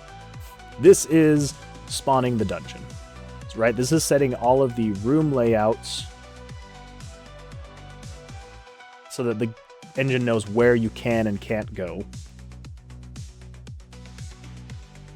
Yeah. Yeah. Okay. And then it turns on new room, turns on spawned dungeon. Okay.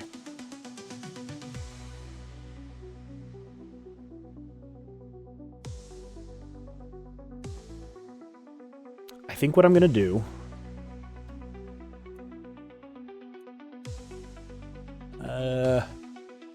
so how am I gonna trigger this? Because I think I'm gonna use a common event. So common events are in a completely different space. As you can see, I kind of started using one here. All of it's completely useless now. So let's do this. Dungeon 1 spawn. So I believe I need all of you. Okay. So the idea would be that I would... Okay, let's get rid of all of this. So the idea is, let's do a variable. Random dungeon number. Set it to random between, so far, 1 and 1. And then we'll do...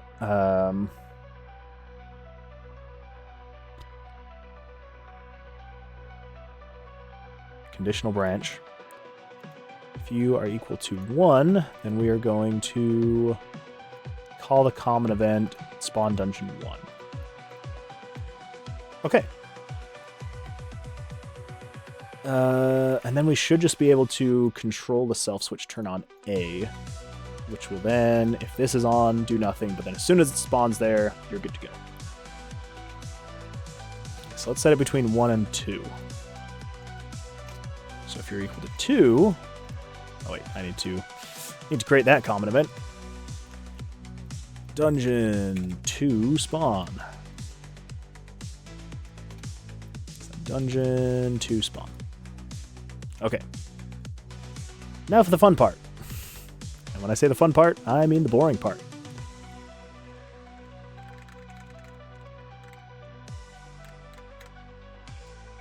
Okay. Okay. Well, I already know the player location is going to be 6, because the player is spawning here. And this is square number 6. So let's do this. Okay, so I need... Alright, so what do I need? I need some stuff. Yes, I need you so I can see the room layouts. And then I need map number 2 so I can see where I'm at. Okay. I'm going to crank the music because this is going to be fairly boring. So basically, I'm going to have to go through and on every room layout. So I'll just give an example. So room 1 layout.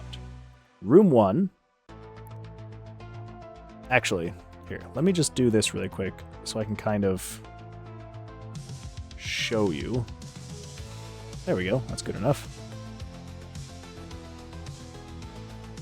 Nope, I can't do that. That's fine. Okay, so I need these to match this. So, room 1 layout. You cannot go up, left, or down. You can only go right. And to get that layout is room number 4. So set that variable to 4. Okay, so then room 2. You can go left or right. To go left or right is room 6. I have the pictures folder right here pulled up. Let me just show you really quick. So I'm going off of these rooms right here. So each room is its own picture, right? And so each one, so yes, you got down, well, yes, you got down, left, right, down, left, up, right. Up and down, left and right. And it's every variation of room. And so I have that just over here so that I can see what we need to do. Okay, so yeah, so let's keep going. I'm going to crank the music for this, and we'll just power through.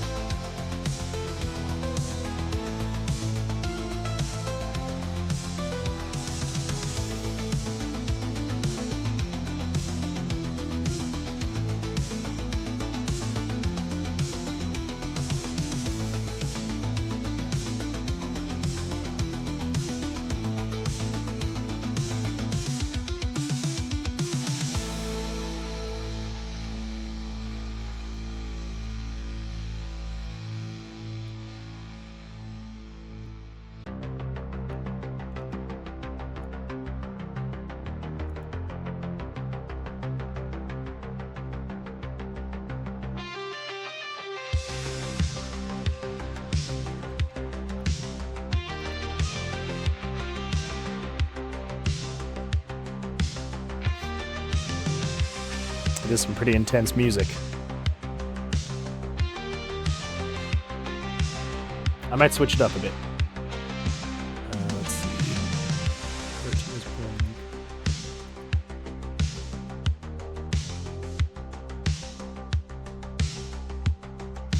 14 is up and down. 5.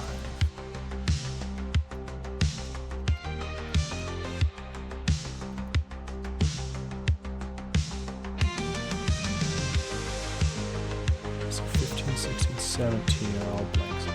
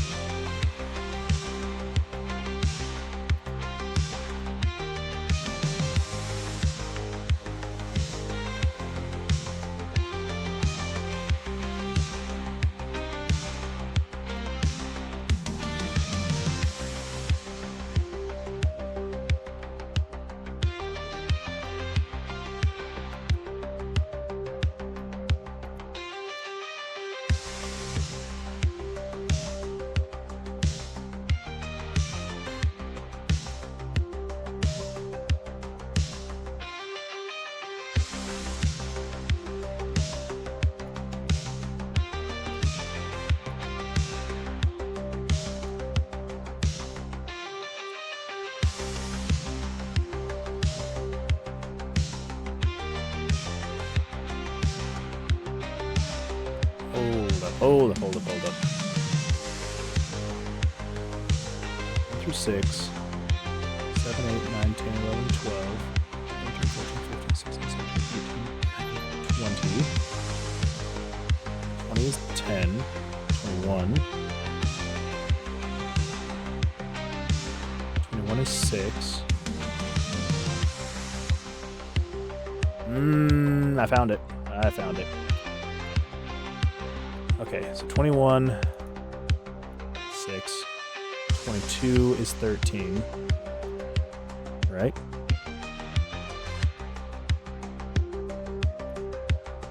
23 is also 13, 24 is 12, 25 is 4, 26 is 6, 27 is 13, 28, there we go, okay. 28 is 15, 29 is 15. Okay, all right, we're back on track.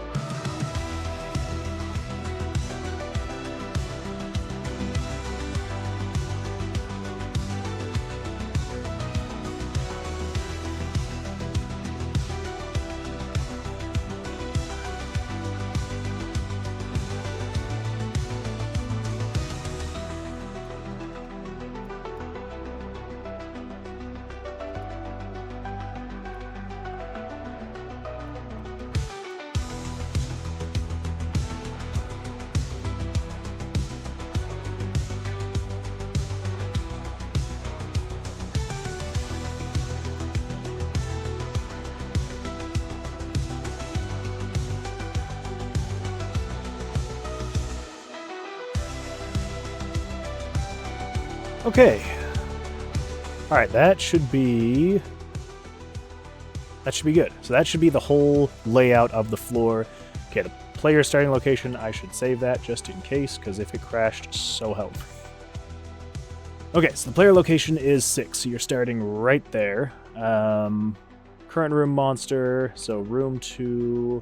Okay, so we need room 6. So room 6 monster.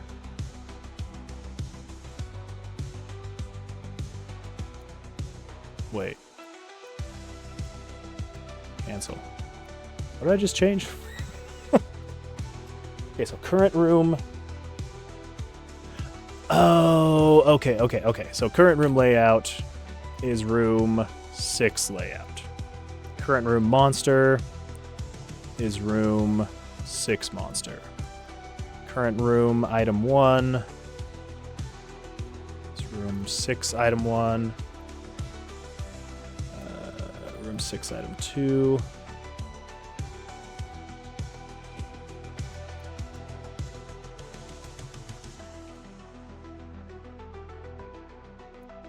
Hold up. Is that actually spawning in correctly? That seems like it's the incorrect process. Current room monster, -1, -1, -1.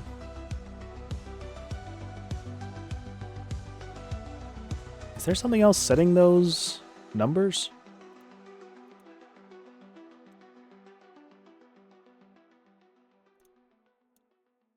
Before it spawns in, maybe? Typing. Transfers to the dungeon. Blackjack equals 1. Floor number.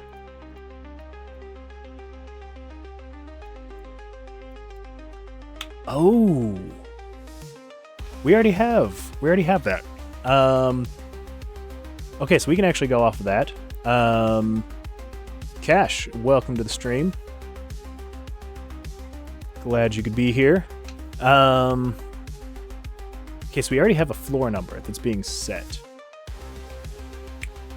Okay, so if that's the case, so floor number is 72. Floor number, but then we also added random dungeon number. So we don't need random dungeon number. We just need floor number. Floor number is 72. Okay. So floor number we want to set randomly between 1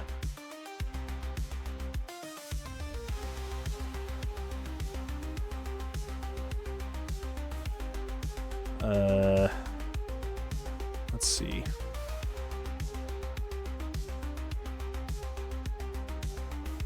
I want to thank someone for being on stream. It should be coffee.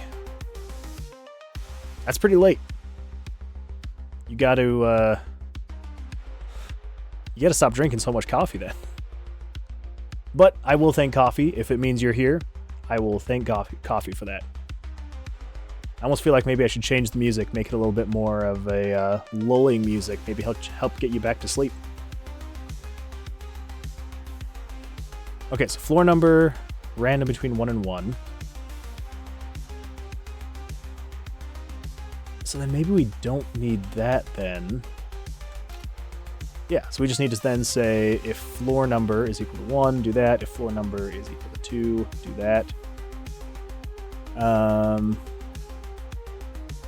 Okay.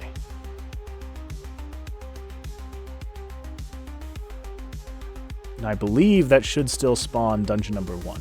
Let's take a look and see. Okay, so it's still spawning dungeon number 1. Perfect, okay.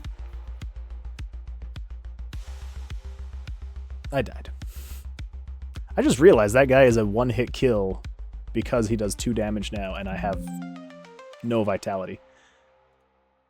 Okay, so we then need to just do, if you do random between 2 and 2,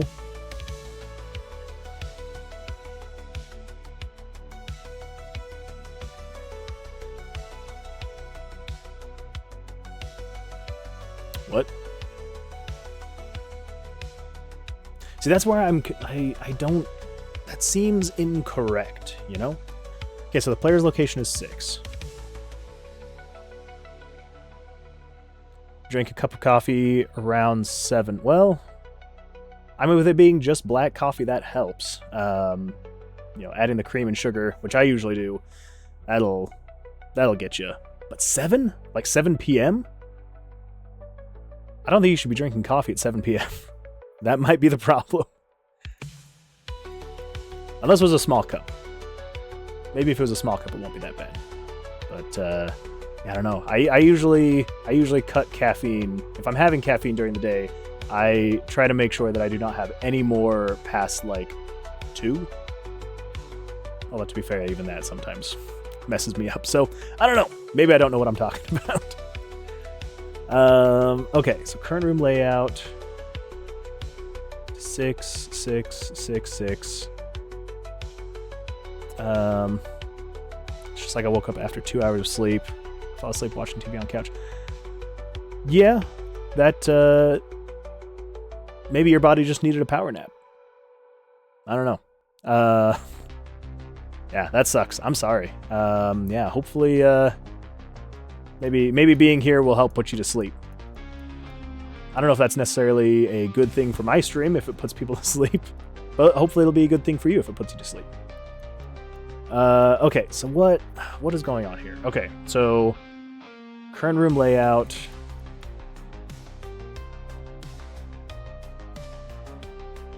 Let's see. Yeah, this doesn't make any sense, but it works.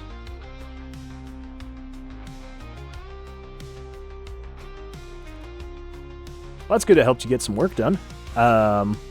Sucks it's keeping you awake, but I guess as long as you got some work done, it's a good thing. Okay. Okay.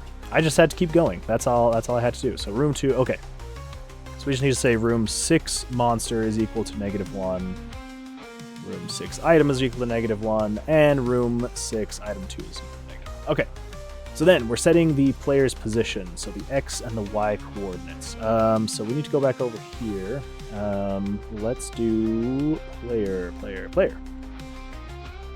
Player needs to move over into this spot here. Let's find out the X and Y positions are 1248, 424. 1248, 424. Okay, yep, we're still on the same Y coordinates. So then you're showing the player. Nope, you're showing the room, and then you're showing the player. Turn on new room, turn on spawn dungeon. Okay. So that should put us... Let's see. Let's just see what happens.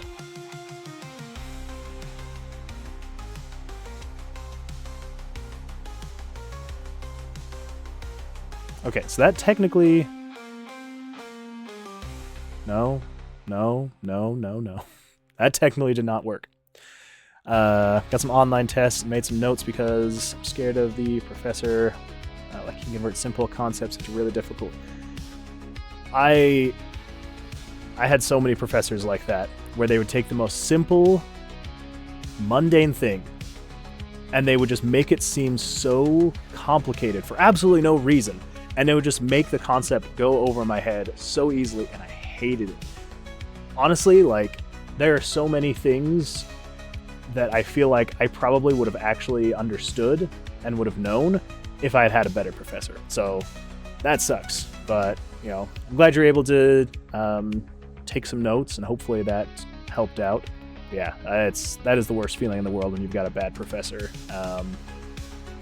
Yeah, a professor can really make or break a class, and so hopefully this doesn't break the class for you. Oh, he just takes simple concepts and makes them difficult questions. Oh, okay. Sorry, I was misunderstanding what you were meaning. I mean, yeah, as long as he teaches well, that's good. Okay. So 12. So this is the first time I'm creating a second dungeon, so I'm trying to remember everything that goes into it. So you've got the rooms. Those are all set up, hopefully, correctly. I just want to make sure. Room layout equals 12, which means... yeah. 93. What is 93? What is variable 93? That might be actually something I need to change. 93, current room layout. What? Oh, is that the fog? This is the fog. Right? Showing room. What is room? Room plus 93.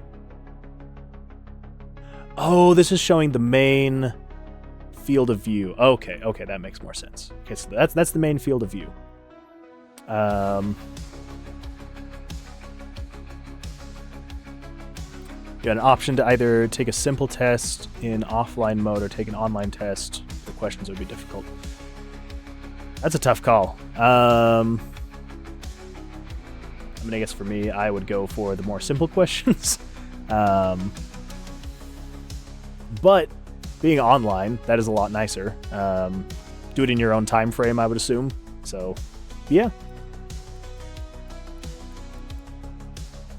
Okay, so that's showing the room. Player icon. Turn on the room, turn on spawn dungeon. Okay, so what am I missing? I feel like there's something somewhere. Floor number. Okay, you're showing the dungeon UI. Showing button draw, button attack. That's the problem. Okay, so we don't want to show that map there. We want to show it in here. Show that. And then this one is going to be map 2. Okay. So that should at least fix that part. But now what else is broken? So if I come over here, it's map 2. I'm over here. It's showing correctly. Okay. But it's still revealing my old location. Where is it? The fog of war? Okay, so it's the fog. Okay, so it's showing the pictures. And it's setting the fog right there. Okay, so we do not want to do that. We want to... oh, crap. Well, no. No, that should be fine. So if we cut that, we come over here to Dungeon 1. Here at the end, we'll do the fog. And we'll come down here. We'll do the fog again. So fog... we're not dealing with fog 1, so 73. We're not dealing with fog 1. We're dealing with fog 11. So fog 11 needs to be... nope, that's not what I need. Let's see. Where's the fog? Fog. Okay, fog. We need fog 3. So fog 11 equals fog 3. And then 71 is going to be FOW 3. Okay. I kind of want to turn this off for now. So I'm not going to get any items or monsters being spawned in the dungeon. Just want to see what happens here. Okay. My assumption then is probably this. 71.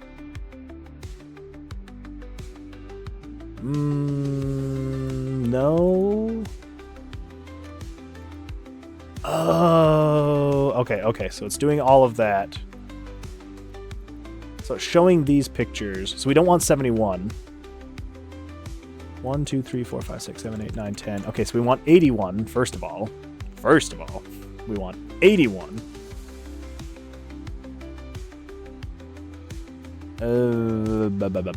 Okay. Yeah, so we want to change 81. But we don't want that to happen until the fog is spawned. So... okay. Crap, how are we going to do this? We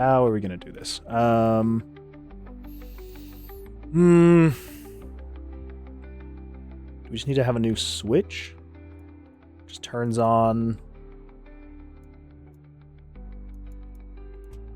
fog spawned.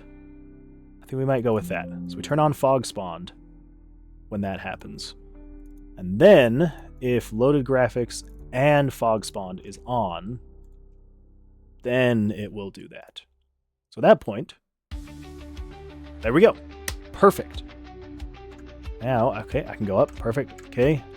Okay, now we're going to go through the tedious process of testing every single doorway and wall in this dungeon. So let's do that. Let's see. I guess this ability to make the question.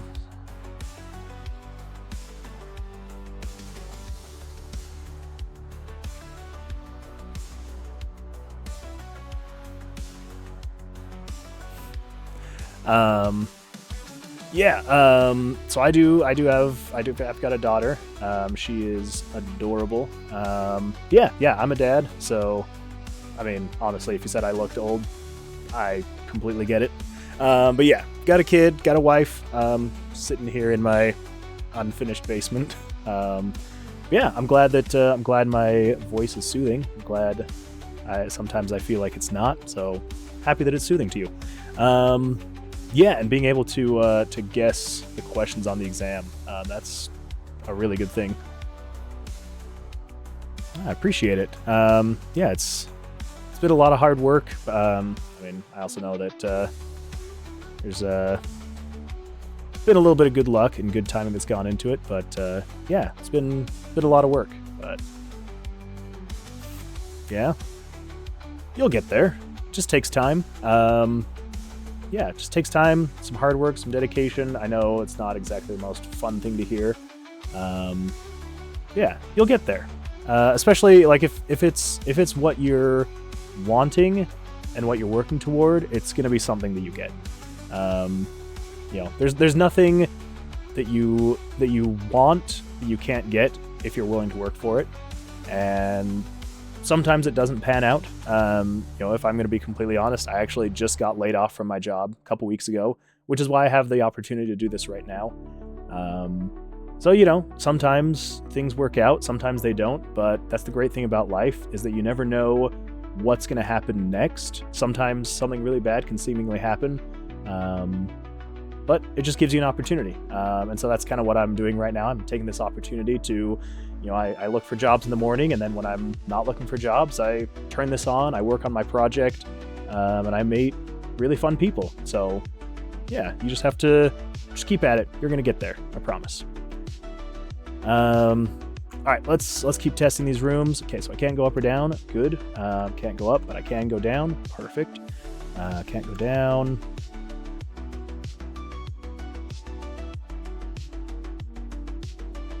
I am from Utah.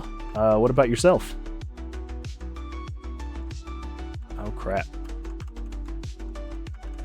Alright, so I can move right from this room. I can't move up or down, but I also cannot move left. So that's not good. Wow, India. That is a very, very far away from Utah. That's awesome. How do you like living in India?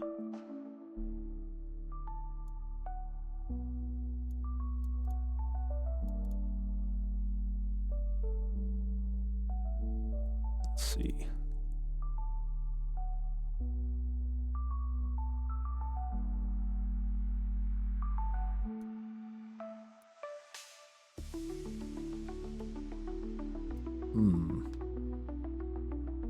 So room 2 layout is equal to 6, which is the correct... It's the correct thing, so why couldn't I go? Current location is 6.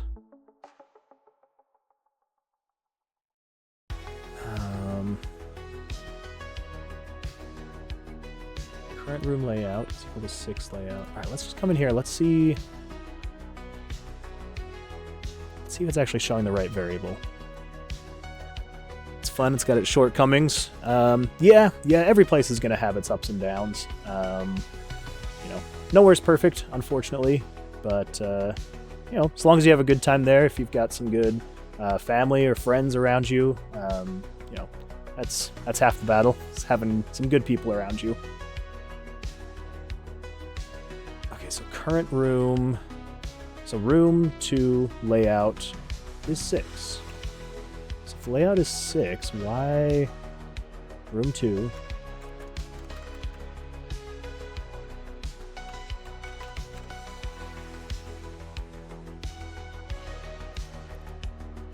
I actually think I might know. Okay, down left. If you're trying to go left. Yeah. Honestly, like where my wife and I are at right now, I'd say most of the reason that we're here is because we've got family and friends around here. If not, you know, we've talked about potentially moving somewhere else. Yeah, just having people around us, it's, yeah, probably the best reason about being here. I mean, we love where we are. We love our house. We love our town. You know, the community is great, but yeah, it's mostly just that we have family and friends super close by that we get along with, and you know, it's a strong enough reason for us to stay here. So yeah, I completely get that. Okay. I think the problem. So if we're trying to move right, if 93 is equal to 4. What's 93 again? 93, current room layout.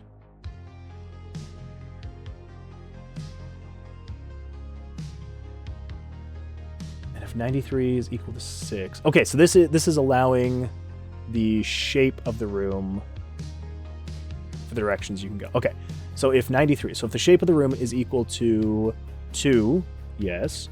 If you're equal to 6, yes. If you're equal to 7, 8, okay, yeah, so if you're equal to any of those, then you should be able to go.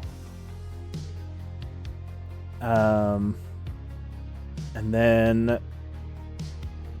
100. So if your player location, so if player location is not equal to 1, and you're not equal to 2, why would I say not equal to 1 and not equal to 2? That does not make any sense. Let's cut that. And I just want to see what happens. It might. It might. Let's see here. Okay, so I can move over now, so that's good. But the question is, if I were still on map number 1, or floor number 1. So let's see what happens. Okay, I don't know why I had that if in there, but it's working now, so sweet. Relationship advice. I can try. I will tell you, much like my wife would tell you, aside from her, I apparently do not have very good taste. So maybe I'm not the best person to come to. But yeah, if you wanna, throw out your question, I will be as honest and upfront as a stranger on the internet can be. So good there. Okay, moving on. Okay, so that's this whole section of the dungeon, so we'd have to then go up this way. Again, I'm just testing all of the walls and the doorways to make sure that I can go through all of them, but not go through solid walls. Because that's generally how these things work, you know? You don't want to be going through solid walls. Okay, we can go this way, we can't go that way, can't go that way.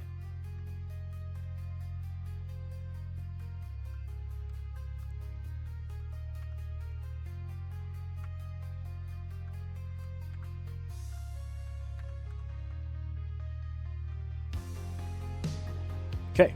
Oh, okay. So all of those walls are solid. That's good.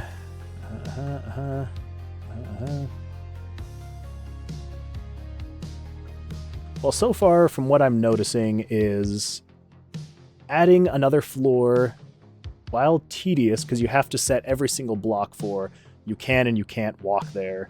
Aside from that part, it's been going pretty well. And also aside from the whole, me being stupid and setting things so that they weren't as easily expandable. But now that they are easily expandable, it should be a much faster process next time, because everything is set up and good to go. So, honestly, at this point now, all it should be is I just set this between 1 and however many floors I have, and then I just have to add a new floor. So then I add a new a new common event. So you got floor 1, floor 2, and it'll just, list will go on. So I'll change it there. Over here, I'll just have it call on the common events, and then that should be all there is to it. There's a girl I'm seeing for a while. She had a long-distance boyfriend. Now he's going to come, and she is saying he can't see anymore, but to be honest, I don't like the guy. Stalked him over Instagram and all. Got an instinct. He's toxic. To be honest, feels like she can do much better. Yeah, that kind of stuff is hard.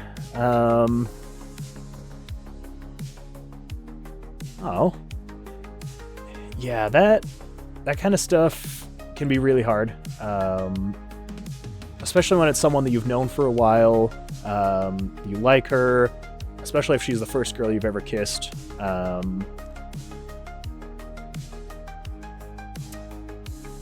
I get the feeling. I know that feeling. I had that feeling so many times. I had my first kiss when I was 14. It was an accidental kiss. And then after that, the next girl I kissed, I was like 16. But every single one of those girls, all throughout middle school, high school, as I was growing up, as I was a teenager, I always thought, I was like, this girl holds a very special place in my heart. And at the time, they did. I'm not going to lie. They did. But I can promise you, there's going to be someone else out there. There's always someone else. You should never feel like because it was your first kiss or it's someone you've known for a while, never feel like that is going to be the only person. because it's not. I promise you, 100%. I know it can feel like it is going to ever be the only person that you'll ever, that you'll ever love, you'll ever have that specific kind of feeling for. And I felt that. I felt that tons of times. I spent years on dating apps until I met my wife. And every single time, I would meet someone and I was like, this person's special. This is going to be the one. And then it wasn't. And it can be devastating, especially when it's a guy that, from the outside, it looks like he is kind of toxic. And he very well may be, and that's going to suck. I hope that whatever happens, whether it's for you or for her, if he is going to be toxic, I hope that it doesn't turn into anything terrible for either of you. Whether it's you having to see, if she goes through either a breakup or if he is mean to her, I hope that it's not something that is going to emotionally hurt you, to have to see her go through that. But, and I also hope that, if there's something that he does turn out to be toxic, I hope that it's not something that is going to hurt her as well. But yeah, honestly, I would say probably the best thing you can do, if you're friends with her, if she trusts you, if you've been there for her, don't try and be that kind of guy that's like, don't ever say out loud to her, oh, I'm here for you if he ever hurts you. I'm here. Like, it's going to come off as not great. But be there for her. If you're her friend, be her friend. And if things go south with this other guy, being a friend is the first step. And if things are going to work out, they're going to work out. And trying to push for something more while she's with someone else, or even if you start hinting to her, oh, something might happen, and if it does, I'm here for you, it could sour that friendship. And so it's gonna push you back, or even make it so that there's like irreparable damage. So I would say, if you're friends with her, stay friends. If she comes to you and is wanting your advice, if she comes to you and is asking for your input, I don't think there's any reason for you to. I mean, maybe if you come clean and you're like, oh yeah, I stalked this guy on Instagram, maybe that might come off as a little bit weird. But anything that you would know, anything that she would know that be honest about. If you ever meet the guy, if you ever hear about him from her, whatever it is, being honest about those types of things, completely understandable. It's not beyond the pale to understand that if you have a crush on someone, and you've done some stalking of the guy that she's dating, there's a lot of people that do that. It's not unheard of. It's not uncommon. But it still is not exactly something that someone wants to hear that their friend has done with their boyfriend. Maybe not being too upfront and honest about that. But anything else, just being there for her, being a friend, trying not to push for anything more than that. Then, I would say that's probably the best course of action for now.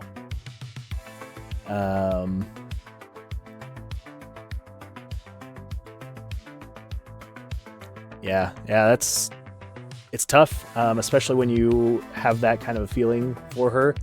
I know that can't be easy, especially if you feel like after being hurt, she kind of helped you feel open to that again. It can be really hard to see them with someone else. Like I said, probably the best advice that I could give is let things run their course. Keep being her friend. Keep talking to her. Try not to push anything too far. The chips will land where they may. Saying, if it's meant to be, then something's going to work out. Whether that's now, whether that's down the line. But trying to push fate in your direction can often be a way to push it away from you. So, you've told her that you like your relationship advice, but I will be there if she wants to tell me something. Yeah, just letting her know. Not necessarily, again, like I said, not telling her that, hey, I foresee this bad thing happening to your relationship, and I'm here for you if that happens. But just in general. And you don't have to outright say, hey, I'm here, whether he's mean to you, whether he's nice to you, but just letting her know that you're just there in general. You are her friend. That's what you are, first and foremost. It can go a long way. And being that friend for her is going to be the best thing for you right now. And then I'm going to say this. If something bad does happen, again, this is speaking from experience. In high school, there was a girl that I liked. She was with another guy. She dated him for probably, I don't know, a good year or so. And I was upfront and honest with her. I was like, I'm your friend. I'm here for you. Even though I liked her, I wanted her. Like, I wanted us to be able to try and date. I tried not to be like, I'm here for you if something bad happens between you and your boyfriend. But then it was like the day they broke up, she texted me.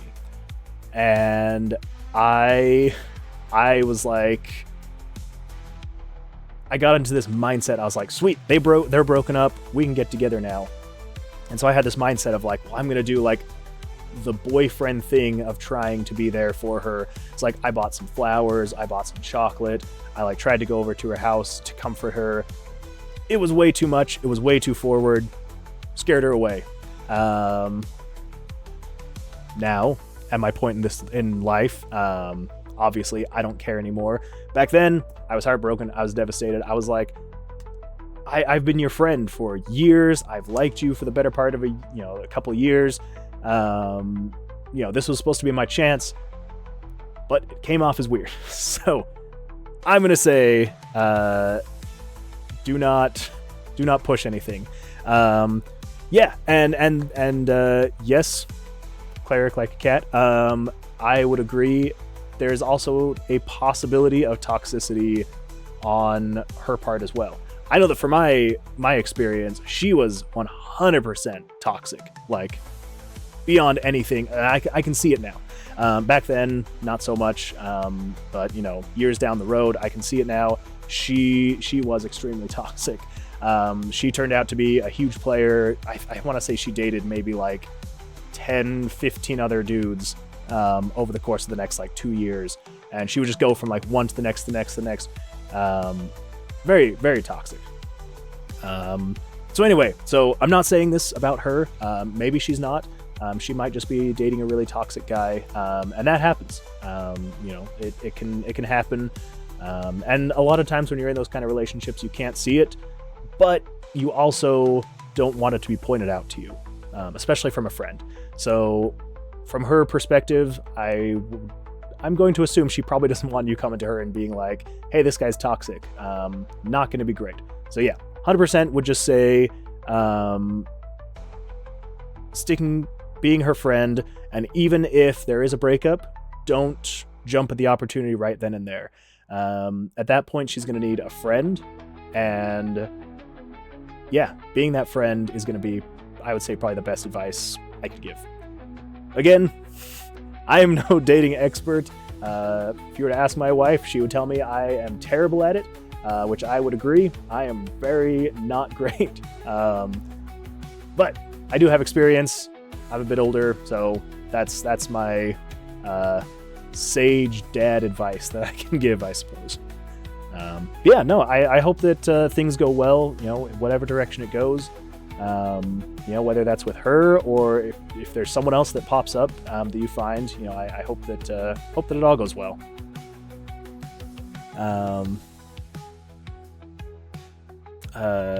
She's in a mood to end up marrying that guy. Oh, you think they might get married? Is that what you're thinking?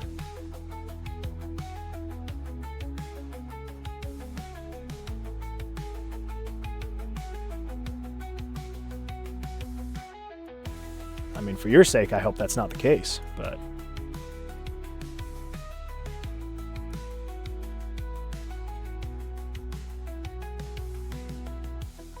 Oh, you're not thinking that's the plan. Okay. Yeah. If she's not, because, you know, I don't know how old you are or how old she is. So yeah, so if that's not even on the table, then I would say don't even worry about it, especially if he's long distance. I mean, I'm not saying that long distance stuff can't work out, but, you know, it's, yeah, I would say don't even worry about it. What's going to happen will happen, and if you're already friends with her, that's already a step up, and you're on the right direction if that's what's going to happen. Okay, so let's see. So I think we've fully implemented the second floor, so that's good. I just turned back on items and monsters. So we should be able to go through. We should be able to do everything that we could do on the first floor. We should be able to, yeah, fight any monsters, collect items. So we should be good there. Crap, I completely forgot that if I try to run away, it's gonna... There we go. Past my... Oh, of course. Escape from one monster straight to the next. Yeah. Let's see. The point is, boyfriend's coming in January. Okay. Yeah. It's never a good sign if, you know, if he's coming a long way to come see her. You know, usually a sign that there's something a bit stronger there. But like I said, trying to move fate in your direction, it's never going to happen. Trying to move fate is like trying to move a mountain. You're just going to get tired, and at the end of the day, you're just going to try and say, yeah, I tried to move that mountain over there. It's not worth it. Fate will work as it does, and you know, it can be really hard to see beyond where you are. I get it, 100%. But allowing fate to work as it will, whether that's, you know, the guy that she's with, whether that works out or not, you know, that is going to be what it is. And you know, again, like I've said, I hope that it's going to be whatever works out is going to be what works out happy for you. But you know, it will be what it be. Crap. Okay, so yeah, so we've implemented room number 2. So that was a bit more work than I was hoping for, but it's working, so that's good. It was, yeah. Okay, so we can mark that off, add a second floor. We've also made it, we streamlined adding floor process. So that's all streamlined, that's good to go, so we should just be able to add more pretty quickly. So yeah, let's see. So he's relocating his job.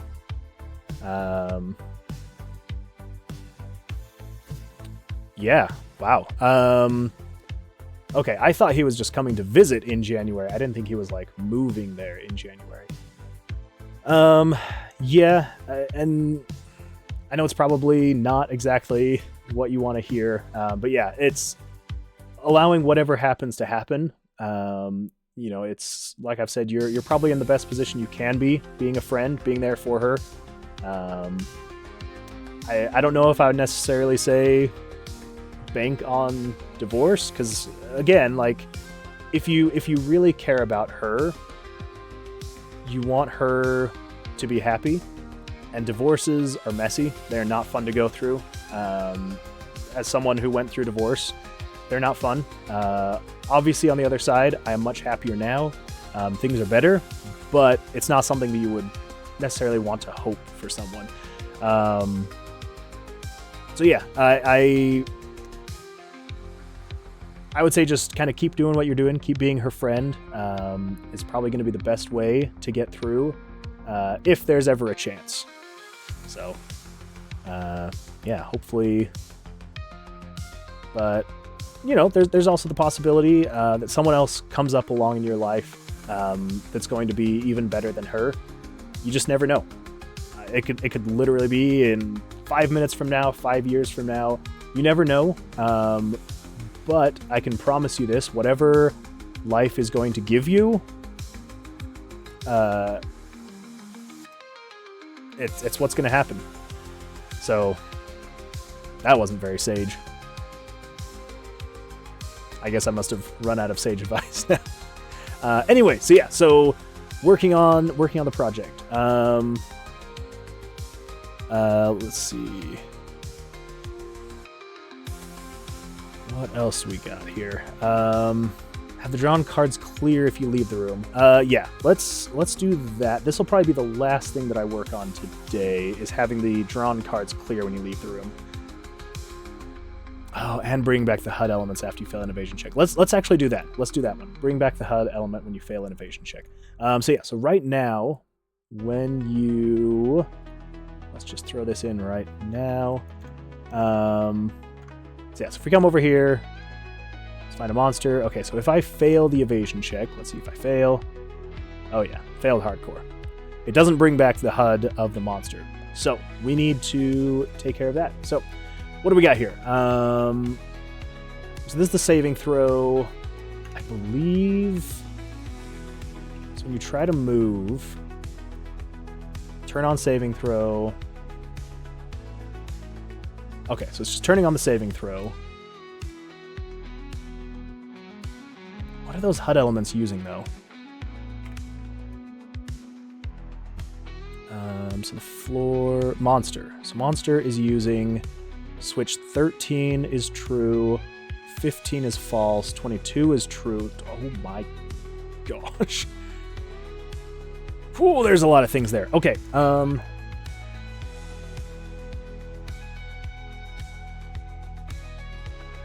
let's see. So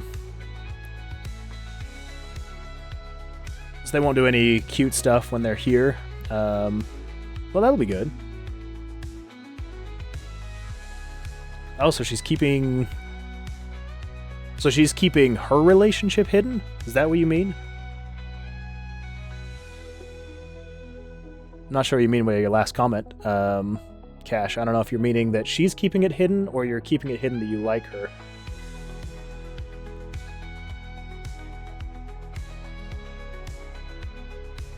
Oh. Relationship between you and her... So, like, your friendship? So she's keeping your friendship hidden from everyone in your class.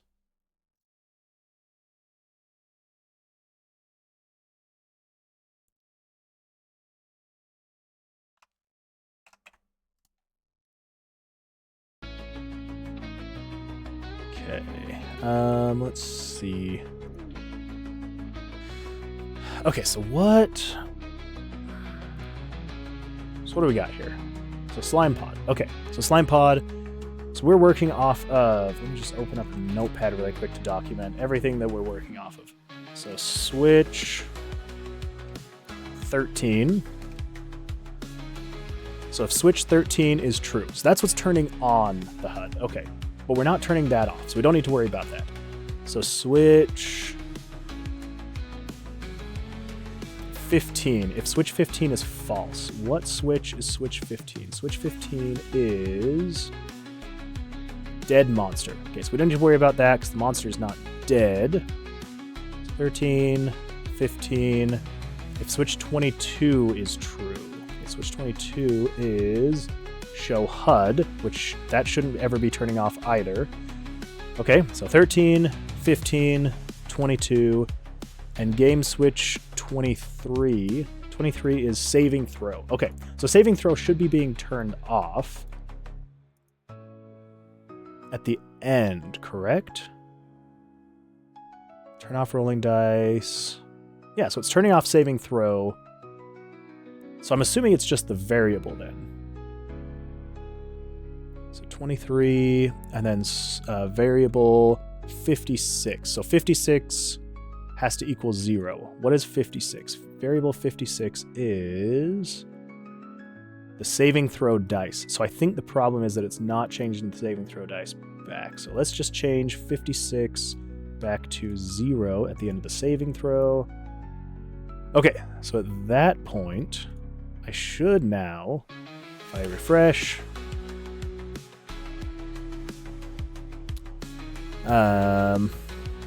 kissed, I don't think. So friends kiss multiple times or walk hand in hand, spending whole day together. Okay. Okay, so your friends you've kissed but she's keeping all of that hidden.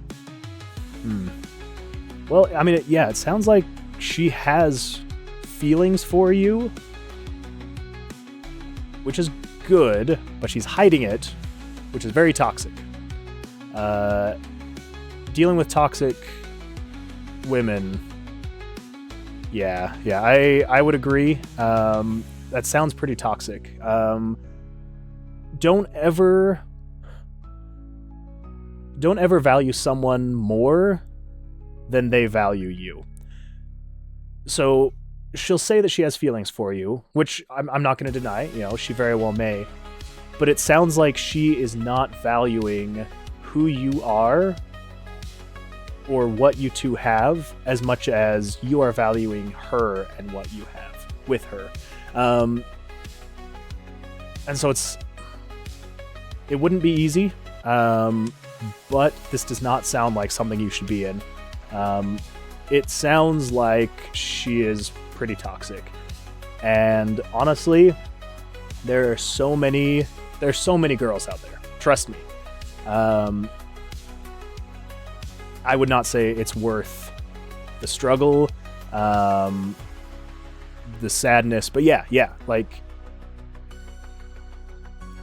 I know it can be really easy to get distracted, especially when you like someone. But if you're valuing her more than she's valuing you, it's not worth it. There is someone out there. There's going to be thousands of people out there, thousands of girls that will value you as much as you value them. And unless there's that balance there, that's what makes a relationship strong and healthy.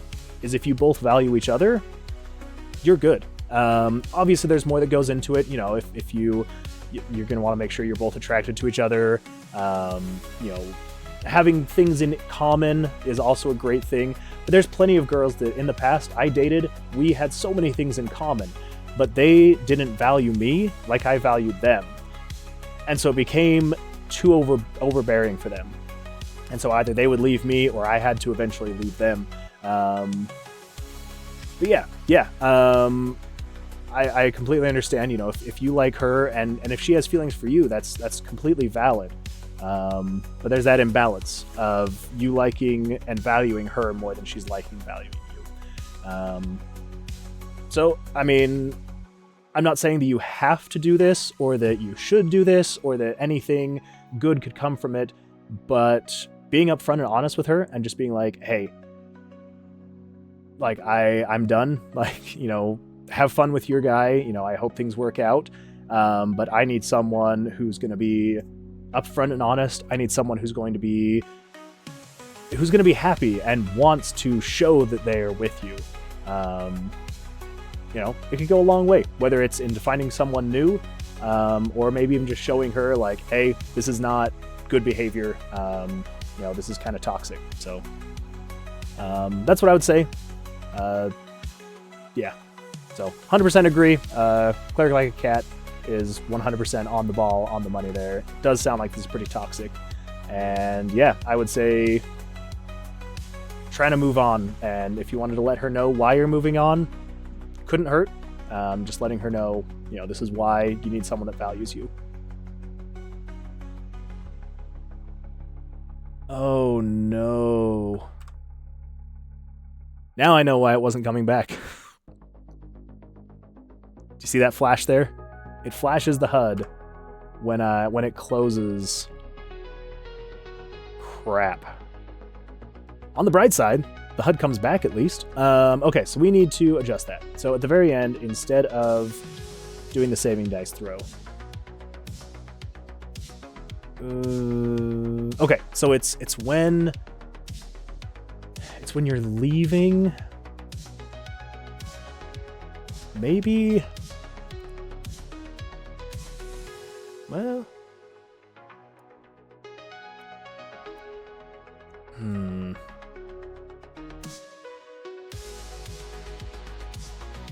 Alright, now I'm kind of confusing myself. Okay, so when I try to leave, if I fail the saving throw, of course I died. The freaking monster is taking all my health. Let's just change this. Nope, let's just change the Bestiary back to bestiary. That's what we decided. We figured out, right? It was bestiary. Bestiary. Let's change the bestiary so he's not doing 2 damage every time. He's just going to do 1.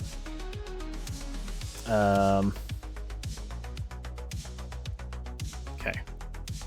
So let's see here. Okay, so if I try to leave, and if I fail, I stay here, the HUD comes back, that's good. But if I... Maybe I just need to give myself more health so I can test this better. But if I fail... No, if I pass, it flashes for a split second. Okay. So I need it to not flash for that split second.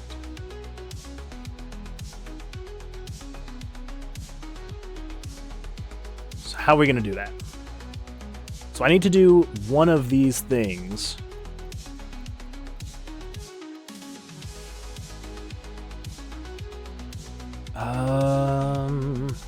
Saving throw, rolling dice, attacking, failed dex save.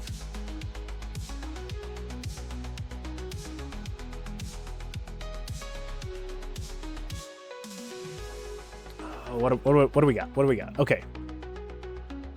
So when we pass the saving throw, we need to be able to not have any of this happen.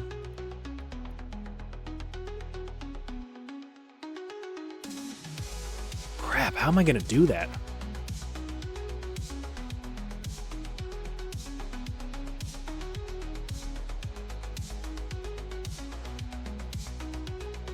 I am at a loss. Because I originally got rid of that.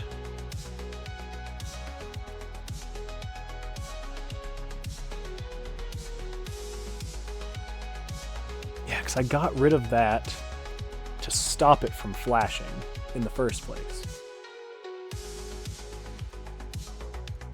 So what do we got here? So when we're moving, so if saving throw is off, break the loop.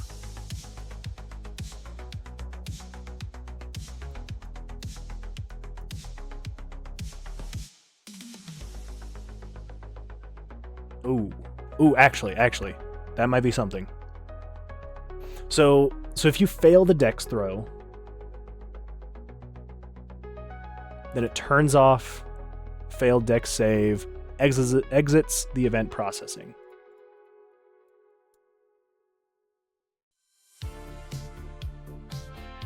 Okay, so instead of in here, it resetting this to 0, what we need to do is over here, it breaks the loop, and then if failed dex save is on, then we need to... Okay, so what would this be? So failed dex save, that means you're not leaving the room, so it just needs to turn back on. So we do that. If failed dex save is not on, though, let's just say every time we change... Well, okay, let's do this really quick then. So let's... And... There. Okay. So that should have it be to where when we are successful... Is it going to come back now, actually? Now I'm thinking it might not. Okay, so if we have a successful save, nat 20, it doesn't come back. Good. But if we have a failed...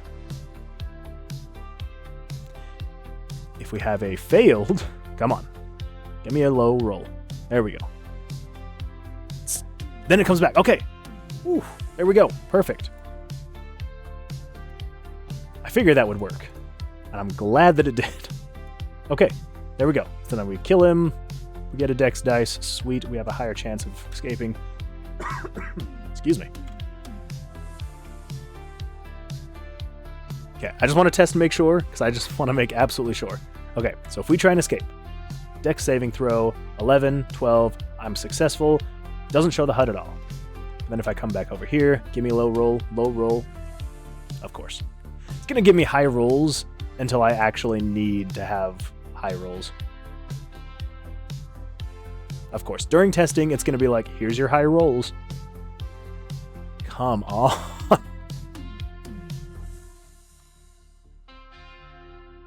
There we go. Low roll. I get hit. And I died. Of course I did. That's not helping me test it. I just need to increase my maximum health. That's all. That's what I need to do. Okay, fail. Oh my gosh. Of all the times that I want you to fail, why do you keep... Okay, there we go. Okay, fail. There we go. Comes back. Sweet. Okay, yeah, there we go. Perfect. She values more or less the same way I value her. Keeping our relationship private feels like a good idea. She told me in the initial phase. Here comes.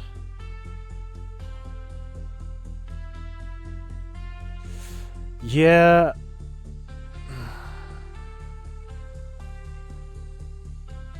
See, if she's wanting to keep it hidden because she wants a chance with this guy, she's definitely just stringing you along. Like, it sucks, but it sounds like there is just, yeah, she doesn't want to ruin the chance to be with you, but it doesn't sound like she... So she wants a chance to be with you, but she wants her chance to be with this other guy more. And so that's kind of where that imbalance is. Like, you know, she may tell you that she has feelings for you and that she likes you, and that, like what did you say? Sorry, I'm just rereading your message. Yeah, she wants to keep it private, just in the initial phase. So, yeah, so it sounds like to me, you know, it's she. That was weird. Am I still there? My screen flashed for a second. Yeah, it sounds like the imbalance issue is that she wants to keep you around, but she wants to be with this other guy. And so it's kind of putting you at that imbalance, because she values you here, but she values this guy here. Whereas you are valuing her here, and so that's where the imbalance is coming from. So yeah, I would say it does not sound good. It sounds pretty toxic. I know it's not easy, but maybe even just letting her know, being like, hey, I like you, but you're with this other guy. Obviously, you're wanting to keep things secret, and that's not someone that you should want to be with. And finding someone else who will want to be with you publicly, in the long run, I'm going to say is going to be a lot better.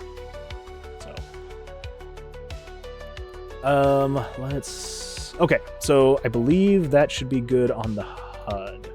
So yes, bring back the HUD, elements if you fail, an evasion check, but it also doesn't flash anymore. So I think we should be good there.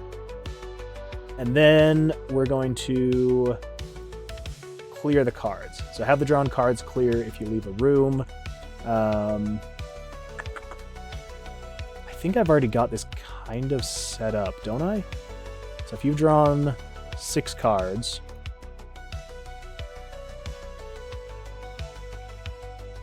undead monster. Where did I have that set up?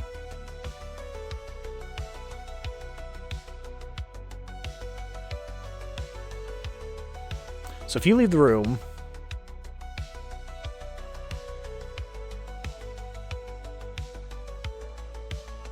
okay, so it turns on dead monster. If dead monster's off, then it does that. If not, then it attacks. Okay.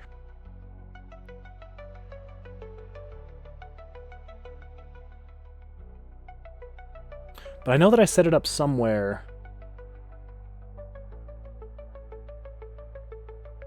I set it up somewhere where...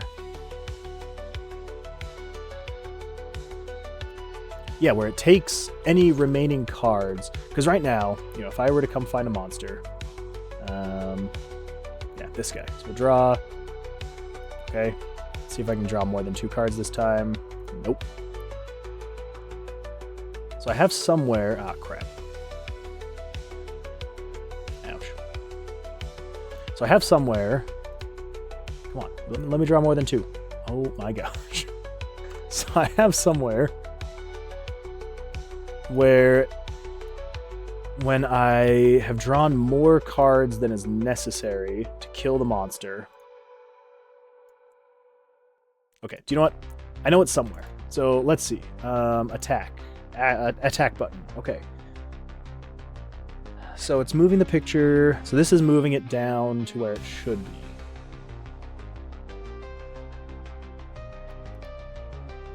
So should we just do...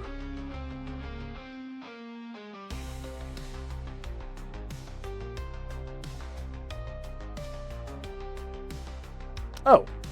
Yeah, there we... Yeah. So if monster dead is off, do that. But if it's on, then it's just moving the card out of the way. Okay, yeah. Okay, so we need 23 through 28? Yeah, 23 through 28. Okay, so if you try to move...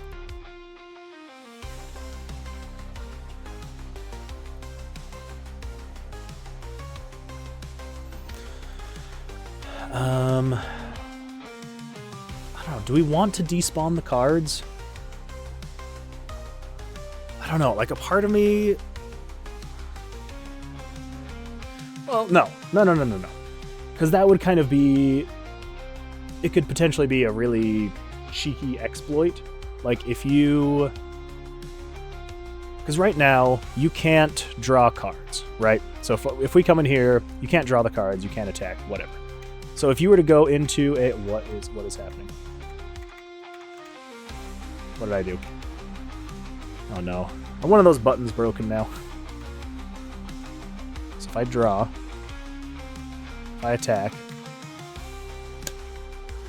the attack button's broken. Alright, attack button, what's going on?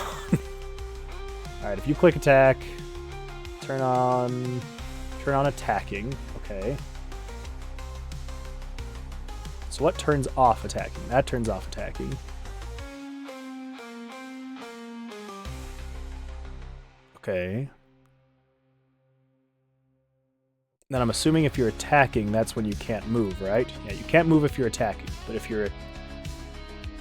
What?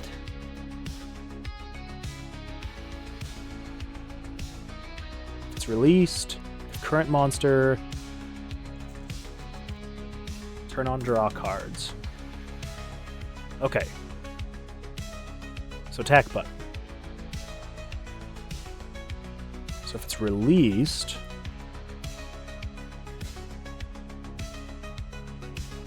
Okay, so that's what it is. So if it's released, then all it needs to do...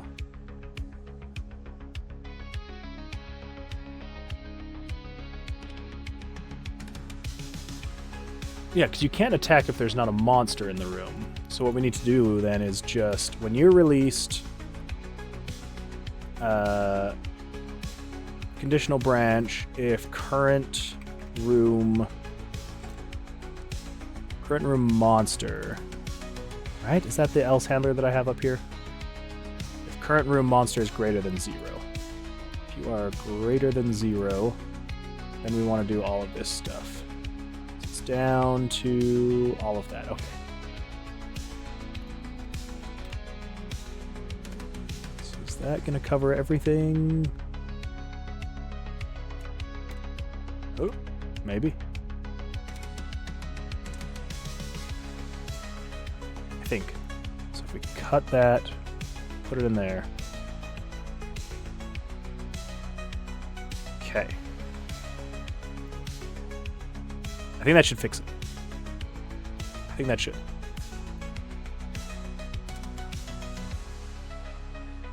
Okay, so I can move. Crap. I'm just going to kill him. Well, actually, this will be a good chance to see if I can actually attack. Attack. Okay. So I can attack still. That's good. Crap. Okay. Hey, healing. Okay, so then if I try and attack, and I move, Attack, attack.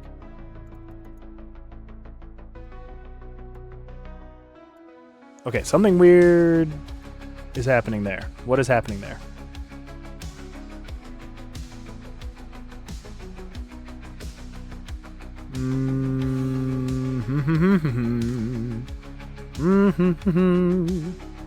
Okay, so when you release, oh,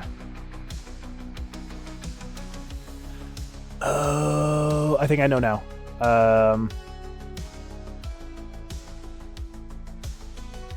We need that to be on the outside. Little things like that. Little things you don't really think about and you don't notice until you actually start getting into the thick of it. Okay, so yeah, so if I do attack, okay, text is working right, draw is working right, I can still move. Perfect. Okay, let's find a monster. There we go. Okay, so when I try and do attack, nothing happens. That's good. That is how it should be. There we go. Attack, attack, attack. Give it to him. Okay, there we go. Okay, and then I just want to double check. Have the drawn cards clear if you leave a room. Okay. Did I fix that? That's what I had to figure out. Okay. So if I try to leave.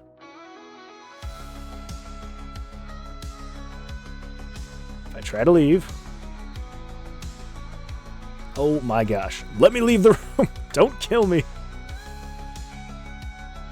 Why? What is happening? Of course I can't draw bigger cards now. Okay, there we go.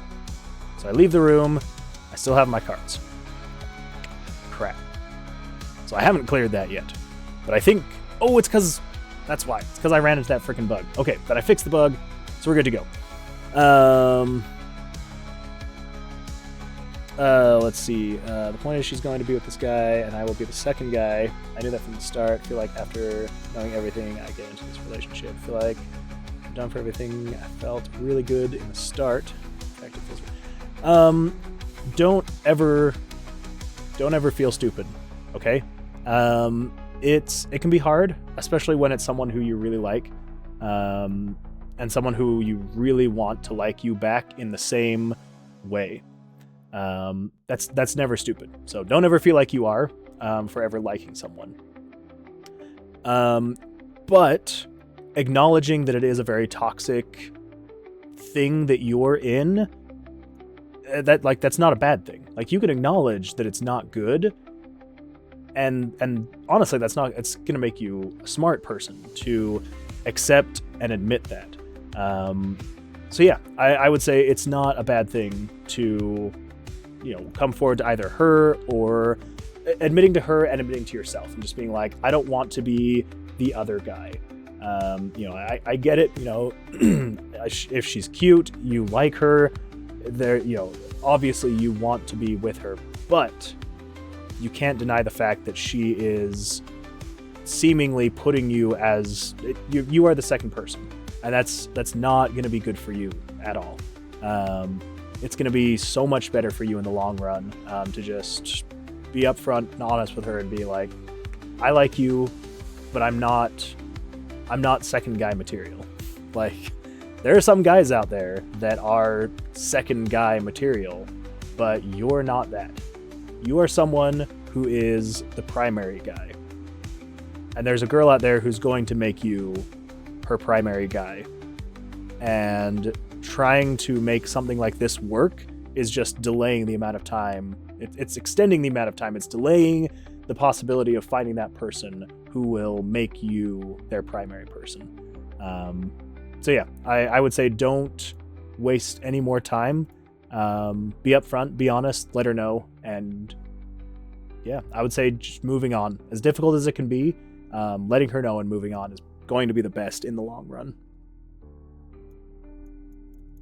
Let's see. Having the drawn cards clear. Yes, that's what I'm working on. Okay. Let's see if I can finish this. Sorry, excuse me. Let's get some water.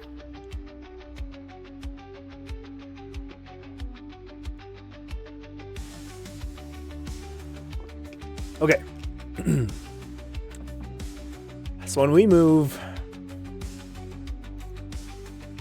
we need to clear the cards. Clearing cards already happens right here. So let's just copy that code. So when you move,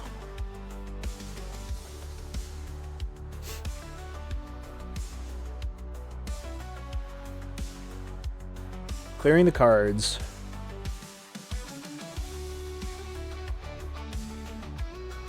needs to happen no matter what direction you go, but I don't want to put all of that in there every single time. So on transition, that's how we can do this. Okay, transition. Let's find transition, PLV transition.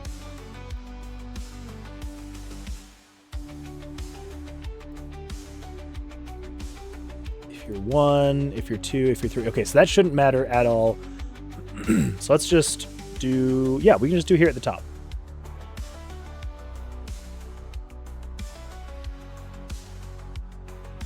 Yeah.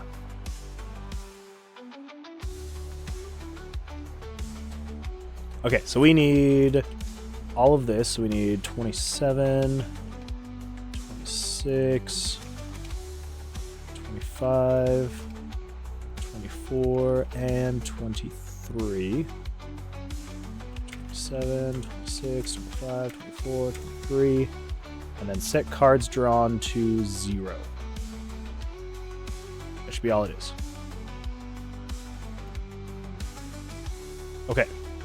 So now, come over here, move up, move over. Okay, so let's draw some cards. There we go. Then if we try to leave, it shouldn't get rid of them, because if we fail the evasion check, we want to be able to keep our cards so we can still attack.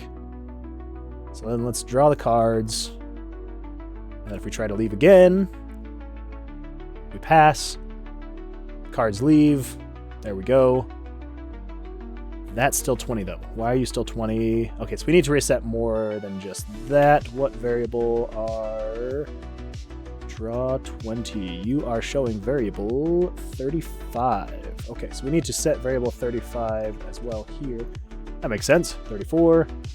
35. Card total value. Equal that to 0 as well. Okay. I think that should be good. Let's move. Oh no, it's a monster. Let's draw. We'll attack him.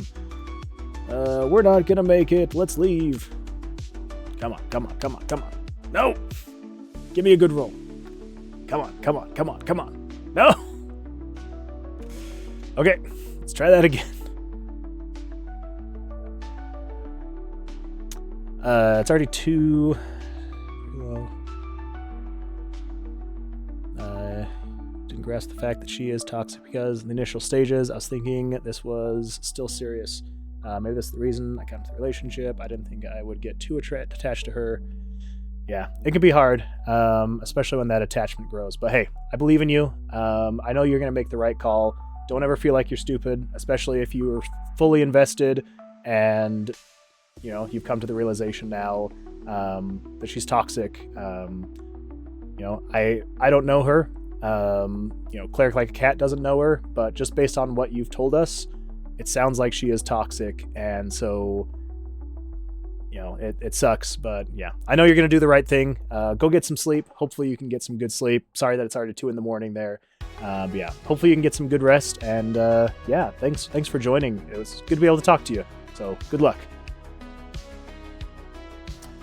Okay, let's test this one more time. Okay, so we're going to draw the cards. Of course, draw the cards. Okay, let's try and escape. There we go. Okay, we can escape. Cards go away. Draw counter goes down. Then if we come back, we should be able to draw and attack with 15. Perfect. Okay, there we go. I think that should be good. Attack, attack, attack. There we go. He drops an item. Perfect. Oh yeah, I do want to check this though, really quick. It should have done this, but I just want to make sure this is actually working correctly. So that goes away. I come back. Okay, yep, that's all gone. All down, set to 0. Perfect. Okay. That is fixed. Have the drawing cards as clear as you leave the room. Perfect. Okay, so the only other thing that I had on the docket was making the Vitality modifier. Not fully heal a player, but I don't think I'm going to do that today. That's going to be saved for another day. So I think we're going to call it there. Made some good progress. Hopefully it's looking good. I think it's looking pretty good. But again, I am biased, so obviously I'm going to think it's looking good. So yeah, so I think we're going to call it there. I feel like it's been a pretty good stream. I got some good stuff accomplished. Hope that everyone had fun watching.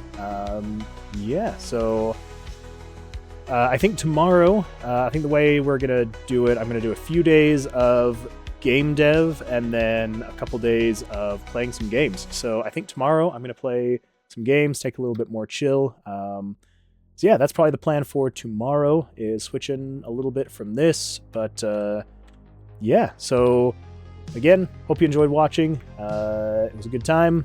Hope to see you all in the stream tomorrow. Make sure to subscribe, follow. Again, I'm going to be uploading this. Kind of said this at the beginning of the stream. I'm going to upload this to YouTube, so if you're watching on YouTube, make sure you subscribe. I would really appreciate it. And yeah, hope you all have a fantastic rest of your days. And I will talk to you all tomorrow. Bye.